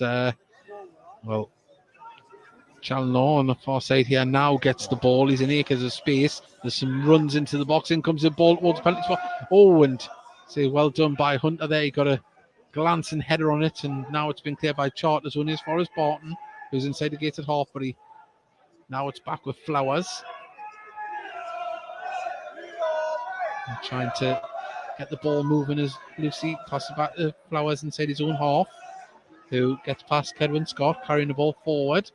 And Hunter, did he foul? He did. He didn't get anywhere near that one. And a free kick about 40 yards out here on the left-hand side. It's like Dan Byrne Flowers, isn't he? Yeah, he's didn't look comfortable bringing the ball forward. Or didn't look like he's that big. He just looks gangly bringing it forward, doesn't he? It's I'm not trying to discredit him, but it just looks strange. A player of that size striding forward with the ball. As we're going to have a free kick here taken by Moen, who puts it in towards the far side, looking for one of the big men, but it's cleared, but only as far as the Curzon Ashton shirt. Now it's going to be crossed in from Richards, deflected out for a throw-in on the far side. You see, the big difference we've seen between the two sides here is that Curzon, when they do get in good positions, they're just not quite pulling off that final killer pass, whereas Gateshead have. Yeah, the decision-making hasn't been the best. But I think there's threat here from Curzon, I will say that. Definitely. Well, the big men are still up there. He's going to aim this towards Flowers, who backheads it. It's going to fall to a Curzon Ashton player, gets a shot off, deflected out, and they're going to get there as Robbie Tinkler does enough to stop the man getting to it. But it's a throw in to Curzon Ashton. As Moen takes it, gets it to, gets it back now, crosses the ball in deep towards the far side. Bailey confidently, Barton went for a grass cutter there, deflected out, and Gateshead camped inside, just on the edge of their own box here, as Curzon Ashton probably enjoying the best spell of the game, getting the ball forward. But having said that, they've had to pass it all the way back to their own keeper, who now gives it to Challenor. Challenger, should I say? Not Challenor. Plays it forward, and Piers with a late tackle. Referee says no, but Gateshead now bring the ball forward through Ollie. He's got Campbell cutting in, and well, there wasn't the greatest options. If he had got it to Macaulay Langstaff, he was heavily marked. Let's give a free kick. Yep, that's a free kick to Gateshead just inside their own half. Quickly taken. Story with the ball. Plays it across the defence to Hunter. Hunter now picks out Tinkler. Tinkler inside to Bailey. Bailey can carry it forward a few yards, looking for the pass out to the left-hand side. Charters brings it down. Charters pings the ball up for the run of Dan Ward, but I think maybe Danny Greenfield. Oh no, it looks like Connor Panny to me. The youngster looks like he's going to be getting some minutes. Say the academy product here at Gateshead, one of many that's come through into the team over the last few seasons. You would have to say the perfect type of game to bleed a player into to get some experience when the team's playing well. Try to think it might be maybe Dan Ward, possibly. Possibly, yeah. He does look, I say when you've picked out downward there, he does look a little bit tired there. He's not moving as much, but might just be resting. As nice work from Macaulay Langstaff, but couldn't pick out a Gateshead shirt. And now, Campbell nearly went in for the tackle there. It's played on. Now the ball's going to come down the left-hand side here to Chandler. Chandler's first touch wasn't the greatest. Pings it in the inside, and Dan Ward comes back there with a burst of energy to interrupt play, and out it goes for a Gateshead Pro. And we are going to see Connor Panny come on, and we'll see if Mark was right with his. He is. It is going to be Dan Ward make way.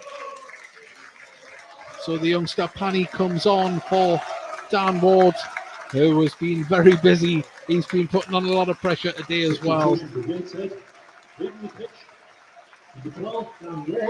56 minutes, and Connor Panny enters the fray.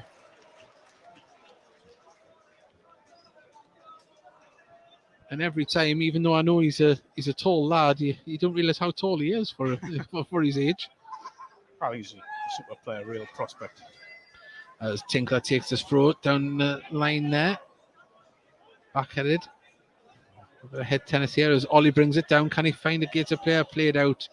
Well, no, that was kicked straight out of play by a Curzon Ashton player. Throw-in given the other way. And has there been any scores around the league there, Mark? Is it still... Simple answer is no, Dave. Well, there we go. Everything is as it was. Oh, Richards, his poor ball. He managed to pick out a teammate just. Macaulay Langstaff was there ready to pounce, and look at the front three here, the way they're closing down there. Brilliant. Although they've managed to come away, but Gateshead have picked it up in midfield now. And Ollie carries it forward. There's some options, plays it through. Oh, nearly got it through to Kedwin Scott, but now it falls to Tinkler. Gets it to Ollie. Ollie looking for support, plays it back calmly to Hunter. Gateshead can build again. Out to Charters. Charters plays it inside to Campbell. Campbell across to Ollie. He's got Tinker on the overlap if he needs him. Plays it through to Kedwin Scott. Can he? Oh, corner. Fantastic ball picked out by Ollie. And have we got a goal? Yeah, Brackley have just gone 1-0 up. Well, Brackley are winning 1-0. But that matters little as long as Gateshead continue their scoreline here.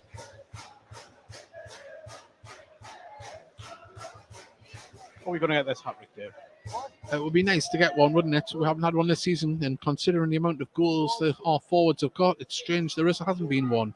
But Ollie now is going to put this in from the right-hand side here. Goes short to Campbell. Campbell passes it back to Ollie. He's on the edge of the box. Oh, grass cutter there and put out for another corner. I love the variety in Gateshead set, doesn't it? So. Well, we've got another one here. It does look as though Carl Magny will come on. And, well, it looks like it is going to be Tinkler coming off. Well, he wasn't moving gingerly or anything. I think it might just be a case of getting minutes in the team.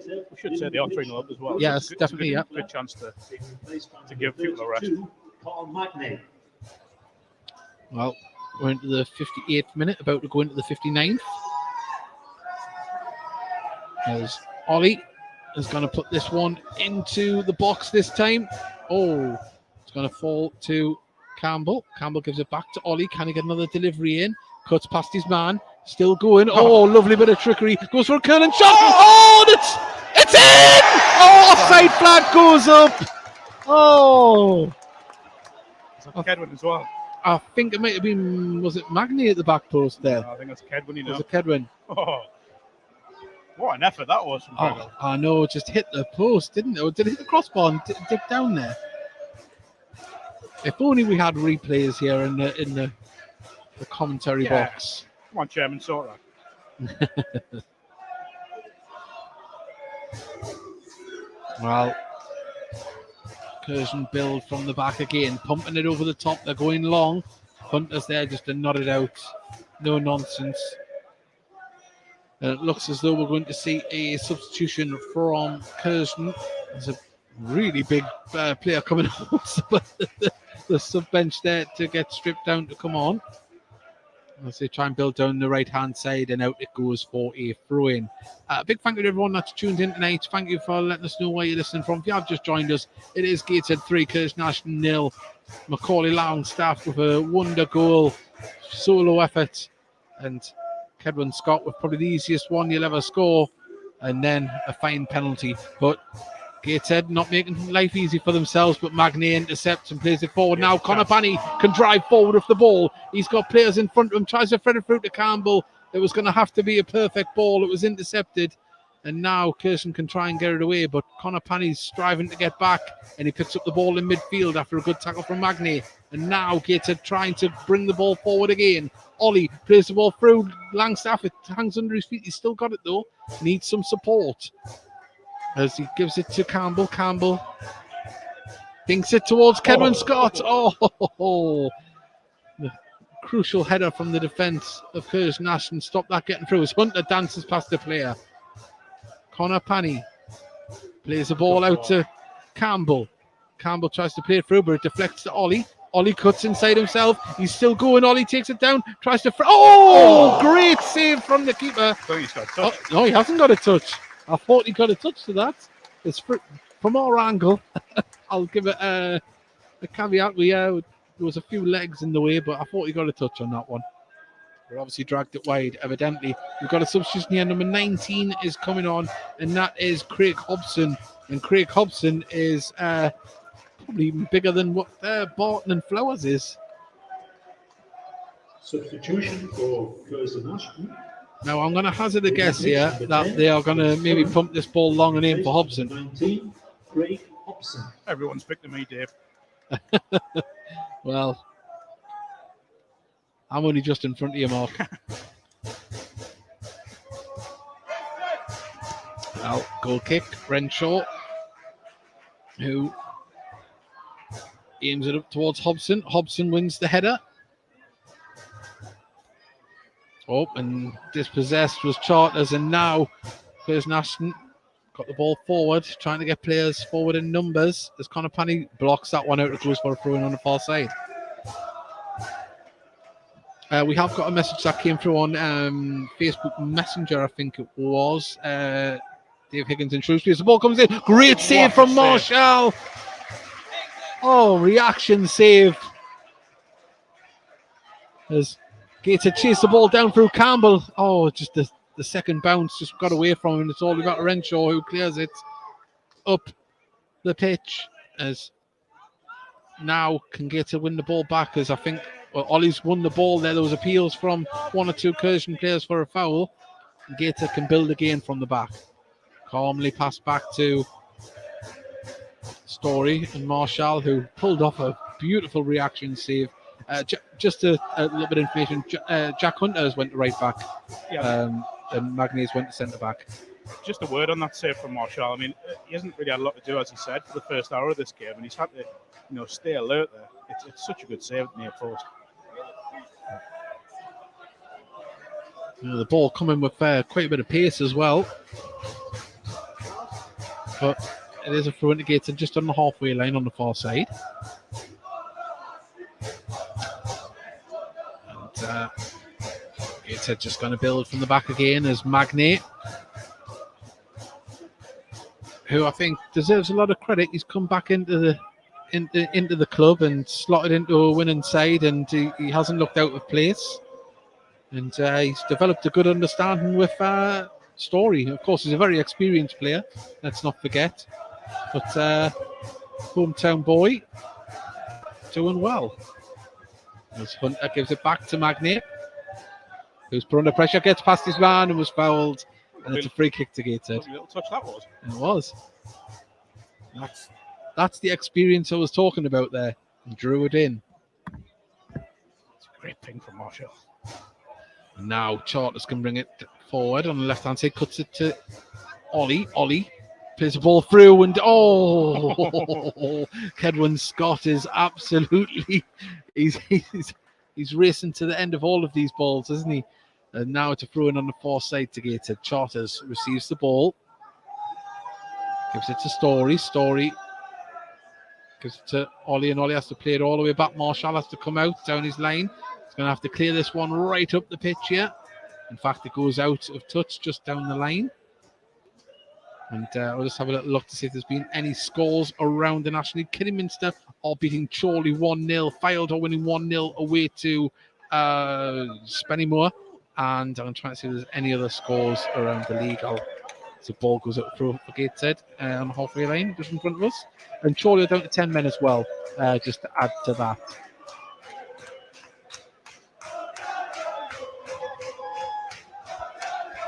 Hunter with the throw. The captain Ollie to Hunter. Hunter dinks it over to Connor Panny. Connor Panny gets a lovely bit of footwork. Oh, now Gateshead on the left-hand side of the box. Charters goes for a shot. It's rising as soon as he hit it. And it's out for a goal kick. But Connor Panny there. Oh, I just thought he hit his first touch. I thought I'd let him down, but the second touch just sent the player for a dummy there.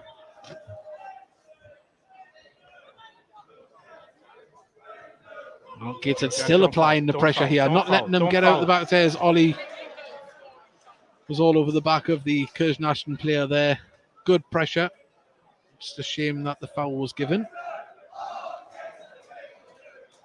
I've got a feeling a lot of Curzon Ashton fans have tuned out in the second half since the scoreline. There's a few dropped off, but a massive thank you to everyone that's still with us. Could just be us, Dave. It could just be us. Offside flag there. Free kick to Gateshead. And also as well, if you have just joined us here for the second half, if you wouldn't mind, throw us a like and subscribe. We're on Instagram as well.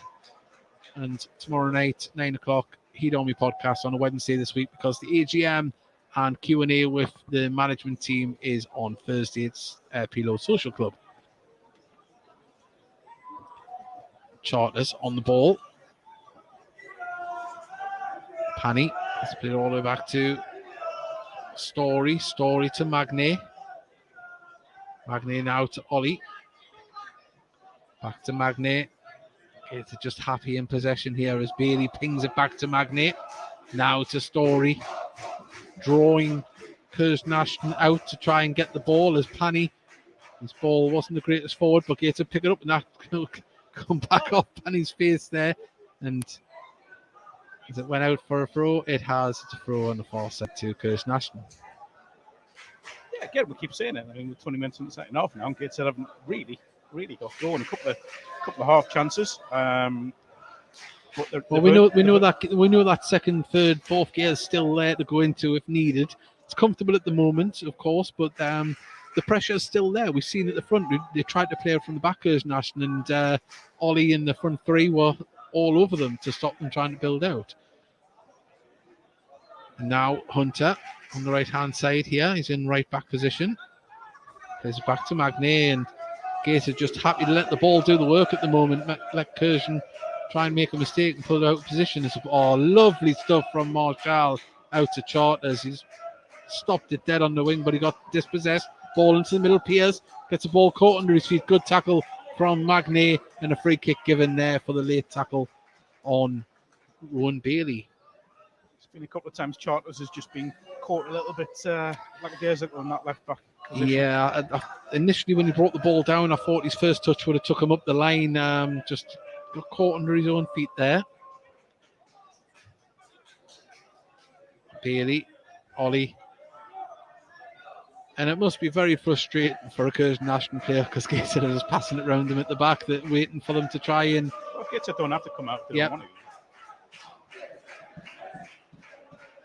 Well, now Charters has the ball, plays the ball down the line, looking for the run of Campbell. Campbell's driving with the ball down to the dead ball line, and well, I think there's Flowers did well there to stop it, but only as far as Ollie now has the ball.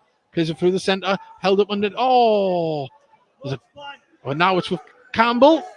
It was from the territory he scored from the other week. It certainly was. But that ball through to Kedwin Scott there, he managed to control it and just couldn't lay it off there to Macaulay Langstaff. I get the feeling this hat-trick's never going to come. Well, No, again, we talk about patience, David, and that's what Gateshead are about to do second half. Just stay a bit more patient. You know, Curzon look as if they've just happy to sort of sit in at the moment and just protect what they've got, but they haven't got anything, but just to try and hold Gateshead at 3. Well, the ball's up there. There's appeals for offside, but Langstaff is on. He's on the left-hand side of the box. He's driving into it. He's still going, goes for a shot. It goes through. It's a post. Oh, I thought it was going to fall into the path of Kedwin Scott. Oh. How has that not gone in? I think the Fartons as well are urging it to fall to Kedwin Scott. We're dying for a hat-trick this season. How has that not gone in? Brilliant again. It's a great run, He's arced his run to avoid the offside trap. And it's such a good cut inside. A great shot across goal. It looks perfect. So unlucky. Well, I know I said it at the beginning of the broadcast, confidence breeds confidence, and he's got the confidence to do that. And he's also got the ability, as Connor Panny gets past his man, lays it off to Campbell. Campbell, if he looks up, Hunter's in space. Now, Hunter plays it inside to Bailey. Bailey, now it's out to the left-hand side to Charters. Charters has got Langstaff for support. Langstaff now just dinks it to Ollie. Ollie now plays it back into his own half to Magnier, quickly to Hunter. The ball's moving forward now, and Connor Panny's ball there was a good one there to Hunter, but Hunter just wasn't able to get onto it. Good defending, but I say Hunter's filling in at right back here. He doesn't look the comfortablest. He's doing an okay job, but he's not the most attacking player in the world. As Ollie puts the ball through. Oh, offside. My word. He's got the far side as well. Yeah. The work rate again. There's so many options, and it's just getting the right one. But the work rate, as you say, is happening as Macaulay Langstaff wins the ball back, gets the ball back in. Oh, it's and look at Connor Panny. He's bearing down on number 21, whose name escapes us at the moment. I think it's Moen. And now Richards can try and get this ball forward. Up there. And we just had a child walk in front of us, so I didn't actually see who won the header there, but Gateshead coming away with the ball. Apparently there's a game on. Yeah, Bailey plays it inside it to Scott. Scott does really well. Bailey drives forward and he was fouled. Referee says yes. Free kick about 45 yards out. Yeah, shoot. Oh, we've got another substitution here for Curzon Ashton coming on, and we're about to see who this is. Can't see the shirt number. I think it's number 25. So it's Luke Marriott.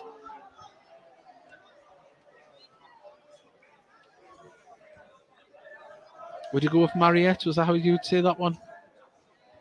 Yeah. Well, they're in no hurry to make this substitution here. Number 21, Craig Moen is coming off.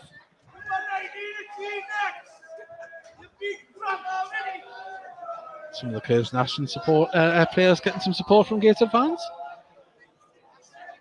As Greg Ollie stands over this one. I've got a feeling this might just be passed square to Bailey or to Hunter.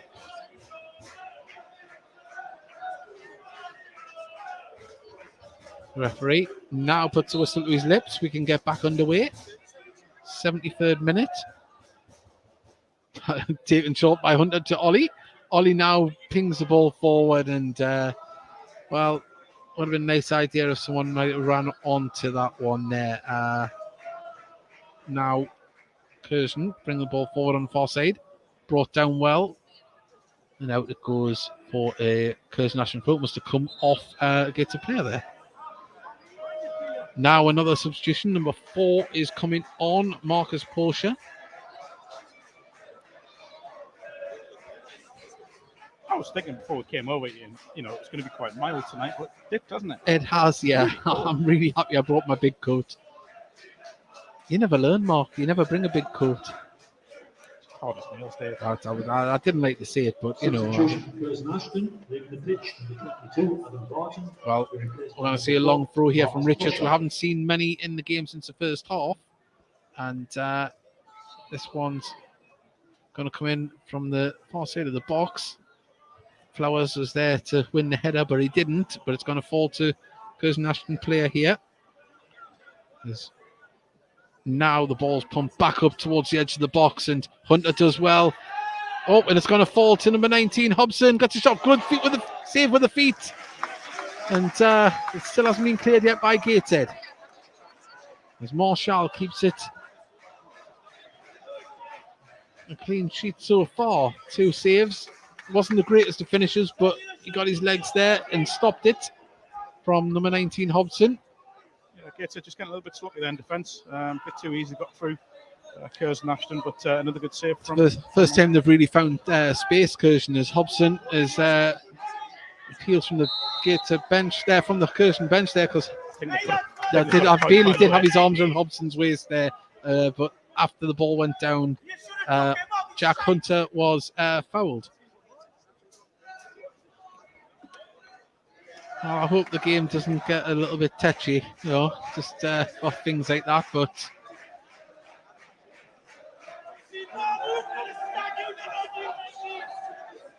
well, Magny is going to take this free kick to Hunter. Hunter, who carries it over the halfway line, plays it inside to Bailey. Bailey's got players on the left-hand side. Campbell, he's got Charters, who he uses. And now can play it forward on Gateshead. A little slip there from Connor Panny. Plays it back to Campbell. Campbell's got Charters on the left-hand side, who he uses. He's got space. Plays it into Langstaff. Good movement, good support from the forward players. A lot of movement as Campbell carries the ball forward, gives it to Connor Panny. Panny gets it back from Campbell. Just turned into a Curzon Ashton player. Panny tried to win the header, but it's been cleared by Curzon up towards Hobson. But Magny is there with power. And that was a cynical foul. And he's come off worse for it, Hobson. Give Magny an elbow. And there's a little bit of afters going on, a little bit of words. Thankfully, he's trying to say Magny has done him, but it was the way around. Yeah. He went straight in the call. Well, Story on the far side, plays it back to Marshall, takes a touch, controls it well, clears it, stayed in. Ollie manages to head it on forward. Oh, it's played off Macaulay Langstaff, but the ball just wouldn't drop for him to carry it forward. Do it. Now we've got a throw on the far side to Curzon Ashton, halfway inside the Gateshead half. Once again, thank everyone that's tuned in tonight. Still haven't told us where you're listening from. Let us know. There's now Curzon bring the ball forward. Trying to pick out on the edge of the box. Ball goes right through to Marshall, who keeps it in. 77 minutes gone here at Gateshead International Stadium. And Gateshead comfortable and composed at the moment. We had that little bit of a lapse in concentration at the back just there before, but that's really only the first time Curzon have got sight on goal. As Connor Panny slips but manages to get it to Magny. Now Ollie plays the ball over the top, looking for the run of Kedwin Scott. He's chasing it down and he's making the defender play it, and he's had to clear it up the line. It stayed in. He did very well there. And Magny, oh, lovely stuff. Plays it inside to Connor Panny. Charters is the ball, who now carries the ball forward on the left-hand side. Has to just turn his run. And has he got past his man? Was he fouled there? Referee says no, but he manages to get it to Campbell. Goes out for a... Oh, well, it could have went. It's a good decision. Good decision. He's pulled it back there. The ball went out for a corner, but he's pulled it back. And a free kick here about 25 yards out, but it's closer to the left-hand touchline here. Yeah, that's where he's pulled it back to. So it's probably about 3 or 4 yards in. Callum Proud, tuned in from Reckitt NE9 Heat. Miles away. Yeah, well, I hope you're coming on Saturday, Callum.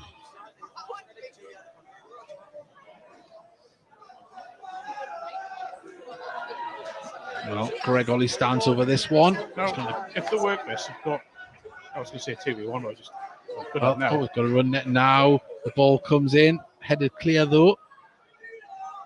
Macaulay Langstaff has the ball.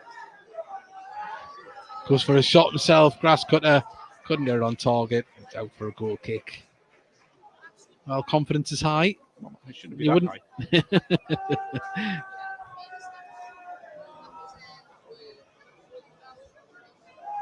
Been impressed with Connor Panny again. He's come into the game at a high work rate in midfield. Curzon, they might be getting beat 3-0, but that midfield is quite tenacious, and he's had to be on it. He has.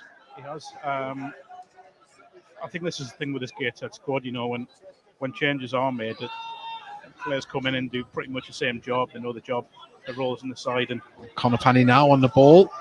It's good work from Kedwin Scott to get it to him.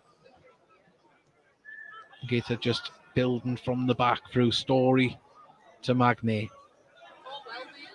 Back to Marshall. Now with Story. Story can look to play this ball forward, but instead plays it across the defence to Magny. Magny picks out Hunter. Hunter plays it inside to Conor Panny. Conor Panny back to Magny. Nothing silly. We've got a message here from Liam Burbett.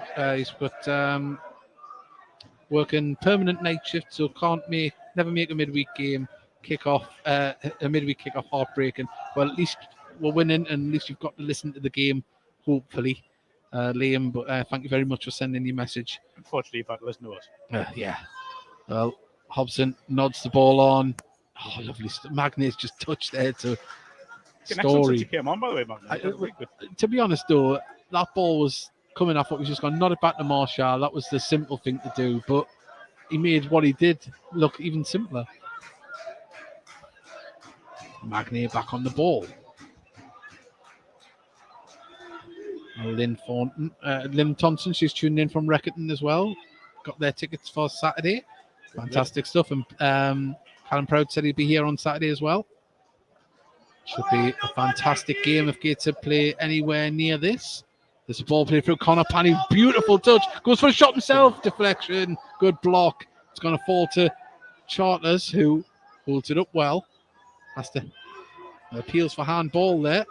Ollie plays it out to Hunter on the right-hand side. Can he get the ball moving forward into the box? Going to play it inside to Conor Panny. Panny now looking to get the nice twist and turns. And now Charters lays it off to Campbell. Campbell looks to get this into the box. It's been cleared, but only as far as Richards, who ball bounces out of play. And Hobson was trying to turn his man like Neymar there, but ball back goes out. Igor just tuned in. Is it really 3-0 to Gateshead? Cheers from Serbia. Well, if you are from Serbia, well, thank you for listening from Serbia. But it's a bit cooler there than what it is here. Didn't actually, it was at the attendance. It must have been. Oh, we missed that. Apologies.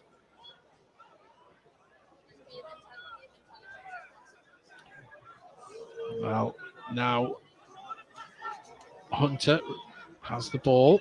Just runs in front of him, but he needs to pick the right ball. Calmly just keeps possession and lays it all the way back to Magny, who is himself gives it to Marshall.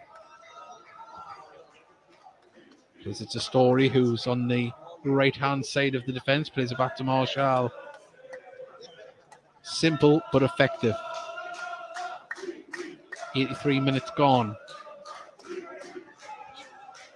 Hunter. Skips past his man. Plays it inside to Campbell. Campbell with a lovely little dink. Does it get to Ollie? It does. And then back to Campbell. Back to Ollie. Ollie beats his man. Driving forward with it. What can Gateshead do here? Put it out to the right-hand side to Kedwin Scott. Gets the ball into the box. He went for a shot himself. Skims off the keeper's gloves and out for a corner. And, well, on that trick, why not from that angle? Peter Walton, Bloodknock here in Wales as usual. Thank you very much for sending your message. Thanks for the commentary. Well, thank you very much for tuning in. And Conor Malley is going to come on, and Macaulay Langstaff is going to make way. His goal is a joy to watch when you see it on the highlights. And he's getting a standing ovation here from the Tyne and Wear stand. Number 28, Conor Malley. Well, Conor Malley on loan from Middlesbrough till the end of the season, a player with Football League experience. It's the first time I've got to see him play. I'm interested to see how he does. He's got 7 minutes plus injury time, or 6 minutes plus injury time to show us something. But as long as he performs as like the rest of the team and gives 100%, there won't be anyone unhappy. As Campbell receives it short, Ollie back now. Conor Malley. First touch goes for a shot. And, sorry, it wasn't. It was Charters. Sorry, not Conor Malley. I really like the invention, Gateshead do this quite often with set pieces where it's never just lumped in the box. They try little things like that. I think we had the free kick the other week, didn't we? The short sort of free kick routine that we came up with, and it seemed to work. Well, this corner, No, you we would don't think, lump it in. this one's gonna come direct into the box as it does, and up there, and Conor Malley, the first touch, great save, poked into the back of the net, and there you go. That is the hat trick, the first one of the season for Gateshead. Hard to believe with all the goals that have been scored, but he deserves it. He's worked his socks off today, and the first hat trick of the season for Gateshead. But that is 22 goals for Kedwin Scott. With the first hat trick for Gateshead player this season, Kedwin Scott. Well, there you go. And just when Macaulay Langstaff thought he was pulling away in the goal race, Kedwin Scott had something to say about it. 4-0 into the 86th minute.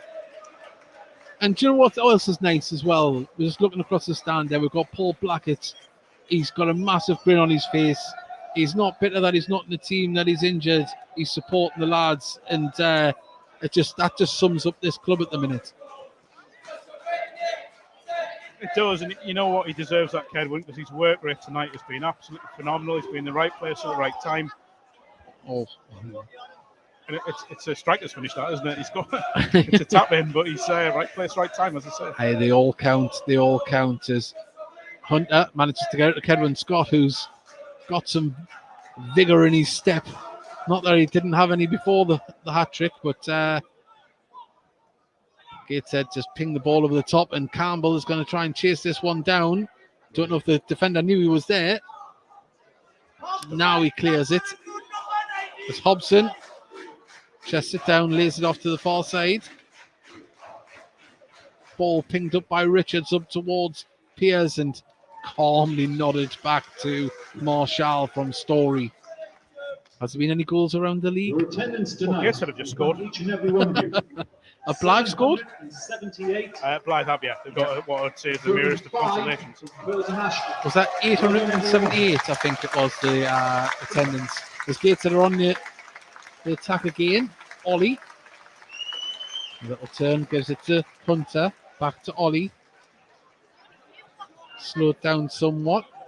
As Hunter receives the ball from Magny. Now Ollie. Ollie finds Kedwin Scott. Kedwin got it down the line to Ollie, but Ollie had to turn and run onto it, and that goes out for a throw.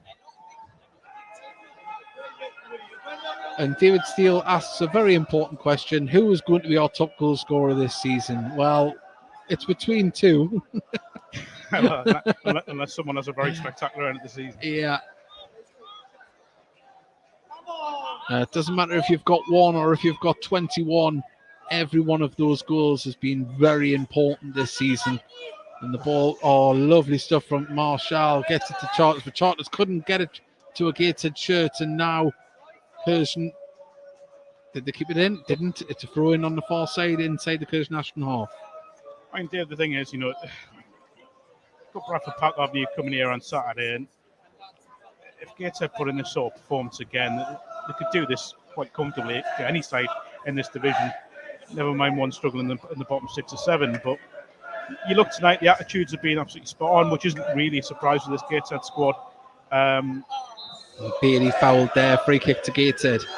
It's not really surprising. Gateshead man of the match tonight, know this selected will be. by match day sponsors, Brooks Lubricants, Carl Magny. is number 19, Kedwin Scott. Of course, man of the match was Kedwin Scott. Well deserved. Dave, remember you said Chester were well on the way to 3 points at Gloucester? Yeah. It's 3-3.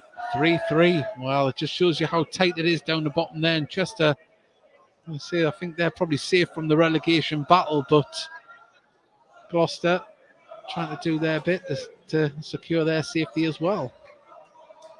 Gateshead just find themselves the way out of positions, don't they? So well. Like, look there and you think it's quite a big press that Curzon have got on. And all of a sudden the ball's just come out. Yeah, it's just it's the movement of the way whoever the centre back pairing or the they find room to move out to give the midfield or the goalkeeper options, and they kind of go out to the left and right back positions, don't they? It's but Gateshead chasing the ball down. Here's pressure again from Gateshead. They're 4-0 up into the last minute and making the defenders make a mistake, and that just is everything about Gateshead this year. It's just unrelenting, isn't it? It's just constant pressure from the very front. Well, it's got Hunter back to. Oh, sorry, it isn't Kevin Scott. He's got the same colour boots on as what do I call it? It's Mally. Mally gives it to Campbell. Goes for a shot and over the bar it goes. He got the space and time. He just snapped at it somewhat, but I don't know what he's doing that for. He never scores from distance. I know. But what a performance! I don't want to sound like a broken record. It is. It's the work rate. It's the composure. It's the all-round game. And looking at Mike Williamson now, he's standing there, leaning against the dugout, and he must be very, very happy with what he's watching. Well, he is, but you still find things that can be improved because that's what he does. It's this continuous improvement that they like to try and throughout the club, by the way, not just on the pitch. Mm-hmm. It's relentless, and that's what you want. Well, we've got 4 minutes added on here, and we have a free kick in a dangerous position with considering the size of the men that Curzon Ashton have here. It's probably about 30 yards out, left-hand side of the box, and Richard stands over the ball. Number 15 is in eager space here on the left, but it's went into the middle, and it was a wasted one. And Gateshead, can they get something here as Charters tries to? It isn't Charters. I'm getting Charters and Mally confused, but he picks out Ollie. Ollie plays it through. Campbell, he's on. Can he get through on goal? And very good defending there from Matthew Chandler, who got in front and just dispossessed. But Gateshead still on the attack as Ollie plays it out to the left-hand side. Now, twisting and turning. Can Mally keep going with the ball? He is. He's still going. Can he cut it across? Oh, and wins a corner for his troubles. And it's just like what I was saying before. 4-0 up into injury time and still pressing. It's just been a really impressive performance, Dave. Simple as that. You know, you look at the pressure that Gateshead are putting on and not letting Curzon out and not giving them any breathing space. It's just been a really good performance. I know second half it's been a bit. Well, another short corner. There's Mally twisting and turning. Appeals for people to get into the box as Ollie takes it, cuts into the box himself, lays it off. Oh, and just took too many touches there, but it's still not cleared. And Panny is going to chase this down and keep possession. Gateshead keeping the pressure on. Oh, lovely dummy. And he's still going. Connor, deflection. That looked like it was destined for the bottom corner. And it's cleared now by Curzon Ashton, who probably wanted the full-time whistle about 20 minutes ago in truth. But Campbell has the ball on the far side. Tries to thread it through and played off Campbell for a goal kick. And that'll probably be it now. A few full times coming in. Again, Dave, we look at this. It's second half. It has been a bit jagged in places, but the hard work was done in the first half. I'm not going to say it's a Lord Mayor's show because we've still got to grow in the second half. Got a hat trick from Kedwin Scott, who's worked his socks off. But when you've kind of put the game to bed, so to speak, in the first 45 minutes, the second half was always going to be, you're going to have to ride the first 10 minutes of pressure. And Curzon Ashton didn't really turn the screw in them first 10 minutes. Not at all. Not at all. Well, Campbell puts the ball nicely out to Mally, who looks very comfortable on the ball.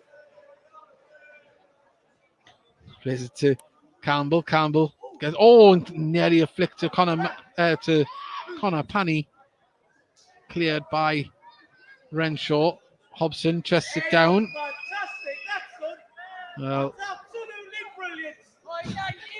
number 19 Hobson getting a lot of support from the Gateshead home fans as Gateshead have a throw in front of their own dugout. Hunter, makeshift right back at the moment. Craig Ollie's having a go at him here, but I don't know what he's saying, but he's a little bit cheeky with him, I think. Well, you've got that swagger when you're 4-0 up, you can do it. There's now Charters, gives it to Mally. Mally looking for options. He's holding the ball up well. Oh, nice stuff. As Gateshead just passing it around. Mally. Well, there you go. That is the full-time whistle. Gateshead run out 4-0 winners. We've had the first hat-trick of the season. Great pressing game from Gateshead from start to finish. And Mark, that is just summed up Gateshead this season for me. Fantastic, Dave. Absolutely fantastic. I think you look from sort of 1 to 11 or whatever it is these days. It's just been a very good performance. Everyone's come in, the subs have come on and done a good job. We spoke about Magny, slotted in nicely at the back. I just think it's been a great night all round, and get a win on Saturday. You're kind of then hoping Spennymoor can do Gateshead a favour by getting something off Brackley. But it's a good start to the week. I think if you had said going into Saturday, Gateshead would have had 6 points from those first 2 games of the week. They've been over the moon. So fingers crossed they can round it off with a maximum 9. Well, definitely. Well, as Mike Williamson comes down, he's signed a few autographs there. The Gateshead fans are an absolute fantastic voice. Thank you very much for joining us. Please do join us tomorrow for the Heed Army podcast at 9 p.m. We'll confirm if we can get some guests in, but more importantly, we want you talking about Gateshead Football Club. Share it with your fans, message us on the show, let us know what you think about what is happening here at Gateshead International Stadium. It's nothing short of phenomenal, and the story continues. We're still top of the league. Everybody's got to catch us, and if Gateshead keep playing the way they are, it's all in their own hands. Please join us on Saturday for the commentary of the game against Bradford Park Avenue if you're unable to attend or if you live abroad. We appreciate every listen, every interaction, and also as well, if you are in the Gateshead area, get along to the EGM at Pilo Social Club, and then there's a Q&A with our good friend Mark Carruthers as he interviews Ian Watson and Mike Williamson. Thank you very much for everyone. Thank you for all the messages. We appreciate everyone, just like that from Jordan Foster, saying it was real commentary. Well, we try our best, and we just appreciate you tuning in. And don't know what's happened there. And I think the one of the coaches from the Curzon Ashton bench wasn't too happy. But we'll see you tomorrow night on the Heed Army podcast. Thank you very much for listening. Remember, subscribe, like, hit the bell, and also like all of Gateshead FC's social media and the Soul. We'll see you next time. And a big thank you to Mark Carruthers. He's been absolutely fantastic as ever. And I tell you what, just enjoy this, savour it, because this could be quite a historical season.